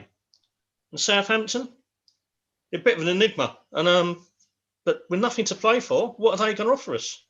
So in theory, it should be a straightforward 9 or 10 points there. Okay. Obviously, Sunday's game is a tough one. They haven't always been a bogey side to us, but the ball's in our court. Okay, well, long as we can keep our players fit, the ball is in our court. Yeah. Okay, well, I'll tell you what we'll do. We'll take each team at a time, and we'll add up the points and see where each of you have got the those teams finishing. So, Pinky, let's come to you then. West Ham, Everton, West Brom, Southampton, and Brighton. How many points for you? 12. We're winning them all. Oh, nice. We're winning them all. Okay. We are taking this to the absolute wire because I think the team spirit in our squad at the minute is the best for over 30 years. Because show me the negative story coming out of our camp at this point in time. There isn't one. There's no griping anywhere. Yep. You know, Moyes is managing with the smallest squad any of us could ever remember. You know, which means players generally get a game every now and again, which always helps morale. I think Everton are shot. I think they're so hit and miss. Brighton, they're safe. They'll be on the beach. West Brom, I mean, Big Sam, he'll do whatever he can to rain in our parade. But do you know what? They're not good enough, West Brom. And Saints on the final day, thank you very much. At long last, the fixture computer, if the thing actually exists, gives us a winnable game when we most need it. And who knows, we might have 10,000 supporters in the stadium that day. And, you know, we can just prove Jim White and all the other blokes and who criticise West Ham United supporters thoroughly wrong. I'm going 12 points from West Ham. Excellent. Okay, let's go to Chelsea. Chelsea's remaining. Well, I mean, Chelsea, of course, still in the Champions League, so you would expect that might have a bearing on how they fare for the rest of the season. But anyway, their remaining games, they've got a couple of stinkers, haven't they? Chelsea's next game in the Premier League, away to Man City. After that, home to Arsenal. Following that, home to Leicester. And then finally, they end the season at Aston Villa. Rio, how many for you based on that? Man City, Arsenal, Leicester and Villa for Chelsea. How many points? So, City, you've got to fancy them to win every single game they play. Arsenal are abysmal. It's a London derby. Leicester's a tricky one. What Leicester are going to turn up? And it's right in the aftermath of the cup final. They play each other twice in 4 days, don't they? They do. So it's going to be a really strange one. Mm-hmm. And Villa away, aren't, you know, we can go up there and turn them over. with a bit of style and panache, can Chelsea. I'm looking at it and thinking 5 points out from those 4 games. Ooh, okay. So 5 for Rio. Pinky, those Chelsea games once again: Man City away, Arsenal at home, Leicester at home, and Aston Villa away. How many points for you? Chelsea, they're taking 5 points from those games. You know, Okay. and don't get me wrong, they're in an excellent run of form. I think their hot shot manager, you know, is tidied up an awful mess left behind by Frank Lampard. I think he's made them very difficult to beat. Of that, I've got no doubt. But I think they're going to be a little bit distracted by the Champions League and the FA Cup. And I just, you know, they're getting nothing from the Man City game. And I fancy a draw against Arsenal, a draw against Leicester, and I think they'll turn the Villa over. Yeah, so I'm looking at 5 points. Okay, good stuff. Finally, in our trio of teams in contention for these, well, we are, of course, discounting Spurs and Liverpool, which is probably a little bit presumptuous. But anyway, we'll for the sake of this, Gnome says no. For the sake of this this brief activity, we'll do that. Leicester's remaining games. Over to you, Rio, once again. And once we've done this, we'll go back to Gnome for David Moyes' comments. Leicester have 4 games left to go. At home to Newcastle, away to Manchester United, away to Chelsea, and they finished the season at home to Tottenham. How many points from those 4? Again, I'm looking at 5. I think they beat Newcastle because every team should beat Newcastle, even us, and we're the ones who bloody failed twice this season. The Chelsea game's a bit of an enigma, isn't it? Because, like I said, it's the cup final plus the league game within a short space of time. But I'm expecting the draw that game. Tottenham will be sharper than last day, but I'm expecting a draw there. I'm not expecting them to get any kind of change out of Man United at Old Trafford. So 5 points. Right, 5 it is. Thank you, Rio. Pinky, Leicester, those games once again at home to Newcastle, away to Manchester United, away to Chelsea, of course, as Rio pointed out, they played twice within the space of 4 days. And that the cup final 4 days before the league game, away to Chelsea, and then finally at home to Tottenham on the final day of the season. So Newcastle, Man United, Chelsea, and Tottenham. How many points for Leicester? 8. Okay. 8 points, and I think, you know, the decisive result being the home game against Tottenham on the last day. Tottenham by then will be done, and they'll be putting out players that not even Daniel Levy's heard of. Yeah, in an effort to make sure that Leicester win that game. You know, they'll pay whatever fine they're due for a weakened team. All the rest of it, there is not a chance of Tottenham Hotspur doing anything in that game to upset the apple cart. That's the easiest home win Leicester will get all season. So 8 points for Leicester. Okay, right. Do you want to hear the final table? According to Rio and Pinky, well, according to both you guys, West Ham qualify for the Champions League. Rio has West Ham and Leicester finishing joint level on 68 points. You presume Leicester would have a better goal difference. They're currently plus 22 to West Ham's plus 11. So you'd assume Leicester would take third, West Ham fourth. Chelsea fifth with 66 points, according to Rio. And according to Pinky, Chelsea also missing out with 66 points. West Ham finishing fourth with 70. Leicester taking third with 71. So both of you have got us down for Champions League qualification, which kind of answers our question that we're going to come to a bit later. But very interesting looking at those remaining games. And you'd have to say, I think, that West Ham have probably got the easiest running out of the 3. Anyway, going to go back to Gnome. Now, Gnome's been listening to David Moyes, who's been speaking to Sky Sports, and no doubt a delighted manager after this evening's win. And I'll also pass him back the reins because he's been holding all night and doing such a good job with. Gnome, over to you. I don't know about that, but Dave was obviously delighted with the 3 points, and I'm kind of doing transcripts from 2 different interviews a little bit here from what I've written down, and also his interview with BBC Sport. So on the BBC, he said it was a game we deserved to win. We got a little bit difficult in the end, but we played really well.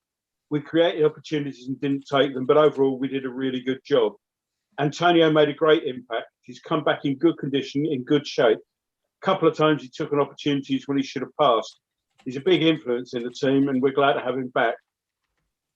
We didn't deserve to go 1-0 down. I thought we started well and with a better team. It was a cheap penalty kick. Great resilience. Credit to the players that we got the goal back quickly. I'm hoping with 4 games to go, people will still talk about us in the Champions League. We want to take it down to the final day and try and sneak in. It'll probably need us to win all 4. Europe would be an incredible achievement. I think I'll be disappointed if we don't get there now. Most of the games this season we played very well. We've missed some players for injury, which has affected us, but we'll keep going. We're not going away. He also mentioned, he was asked about Benrahma on Sky, and he said he had a good game. He said, but he thought it was always going to be difficult for him to settle in the Premier League. He's had good stats all his career, but sometimes he needs to be a bit more consistent. We need to see that sort of thing from him in more games. And this is telling because it's something we've been saying all season. Sometimes his decision-making hasn't been all the best. Sometimes he's not made the right choice. Today he did, and we need to see more consistency in that. So, yeah, that's pretty much Moyes in a nutshell. And, yeah, what else? Excuse me, I've also got a transcript of Sean Dyche. It was a good game played at a good, quick tempo, both going at it. They're chasing Champions League, and we're trying to look out for ourselves. We didn't go too far wrong. Our level of performance has been good, but overall they were the stronger side. We didn't stop the crosses enough, especially first half. Transition was a big thing. We gave the ball away too often to a side that's got a lot of danger. The thing for me is levels, and we've had that right for quite some time. Against good sides, you need to perform. We weren't a million miles off. They were good, and sometimes you just need to hold your hands up. Got a little bit more. No, that's pretty much it. So yeah. So those are the stats or the sort of quotes from the 2 managers. I guess before we go, we ought to really talk about the forthcoming visit of Everton, which is when are we playing them? I'm sorry, dates because they keep moving the dates around. It's Sunday, 4:30. 4:30, yeah, which will be on Sky. So, well, Graham, as you held the reins while I was otherwise occupied, how do you see that one? It's probably of our remaining fixtures, it's probably the most difficult one to predict because Everton 1 week can be absolutely sensational and the next week can be absolutely dreadful. And so it really is kind of dependent on which side, which Everton team turns up on Sunday afternoon. You'd like to think that in the position we're in and you know, given the size of the carrot that's been dangled in front of the team now and so close to the end of the season, that we would still have a little bit too much for an Everton side that, I mean, where are they? I don't think they can qualify for, are they still in with the shout of Europe? I'm just having a quick look at the league table here. So they're 8th at the moment, one of those 52 mathematical points. ones. Bear with me and I'll tell you.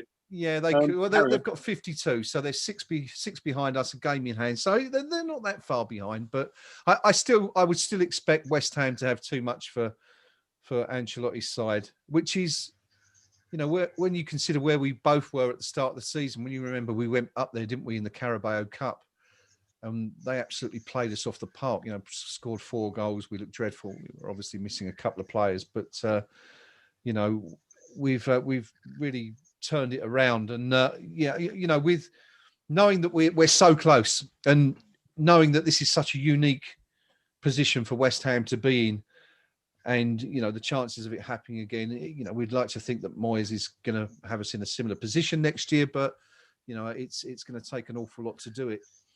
So you'd like to think that they're going to be going for every single point now, and kind of looking at what Rio and Pinky were predicting there.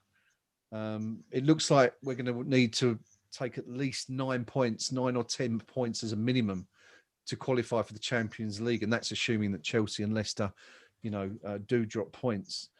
So it's an absolute must win for us. Every game, you know, they're 4 cup finals, aren't they, essentially now? So although we haven't got a particularly brilliant record against Everton at home over the years, you know, it's a rare thing that we do beat them. I would be expecting us to go into this one and hoping to come away with it, you know, from it with 3 points. And then, of course, who knows? You know, you've got three teams then who, as we've said, have got nothing to play for, really. None of them can finish, you know, in the top 12. None of them are going to get relegated. And so this is the big one. This is the one, you know, we've got tonight out the way. Tonight was a potential banana skin. Burnley, again, another one of those teams, you know, they haven't been playing particularly well, but they've got a decent record at home, decent record against us.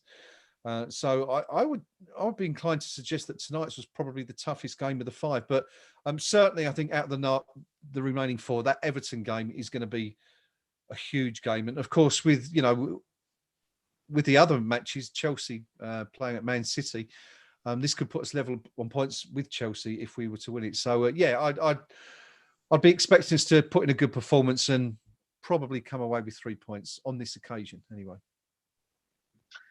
Thanks, Graham. Pinky, how does Everton look to you? I think we're going to batter them. There you go. You know, I think Ancelotti up there, I mean, 1 week good, 1 week bad, isn't it? You know, there's no consistency. I think they've got a couple of really good players. I think Calvert-Lewin, if he's on the pitch, can cause us some problems, that's for sure. In reality, it's going to depend, you know, which West Ham team Moyes can put on the field. We desperately need Ogbonna back. You know, I mean, I've got no confidence in Issa Diop whatsoever. You know, so we are threadbare. If we can get Declan Rice back, you know, for the game, you know, get these guys on the pitch.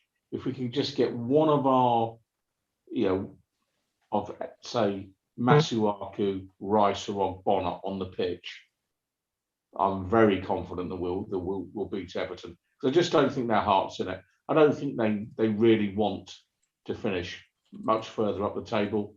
I think they're kind of going through the motions. So for my money, I think, yeah, I see us beating Everton, but it'll be another nervy affair because just our squad depth. But you know, if you look at it, Antonio tonight takes his chances. Yes, he should have had a third, but you know, we're not talking about Alan Shearer or Thierry Henry or whoever. It's Michael Antonio that we picked up from Nottingham Forest, in case you get a mailbag full of complaints, who is performing to his absolute maximum. You know, and I'll touch on this time and time again. I can't stand players who've got all the talent in the world who don't fulfill it, but players who have got a limited capability, but who perform to their maximum capability, I've got all the time in the world for. And Michael Antonio, I think, falls into that category. So I think we'll have just enough to get past Everton.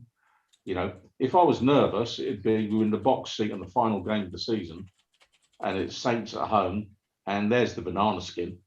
You know, there's the banana skin. But let's deal with that when we get there. I think go into the Everton game, heads up, confident, we can do it. And, you know, it's now or never, guys, because, you know, the four teams above us at the minute have all played in the Champions League in recent seasons. So they've all had the benefit of that money that they've all invested generally fairly wisely in their teams. We've never had that money. We've never had that benefit. And yet here we are with a pitifully thin squad, and we're pushing them right to the point that there's 4 games left, and Chelsea Football Club and Leicester City Football Club, they are sweating. They're looking at West Ham going, please God, not them, not them.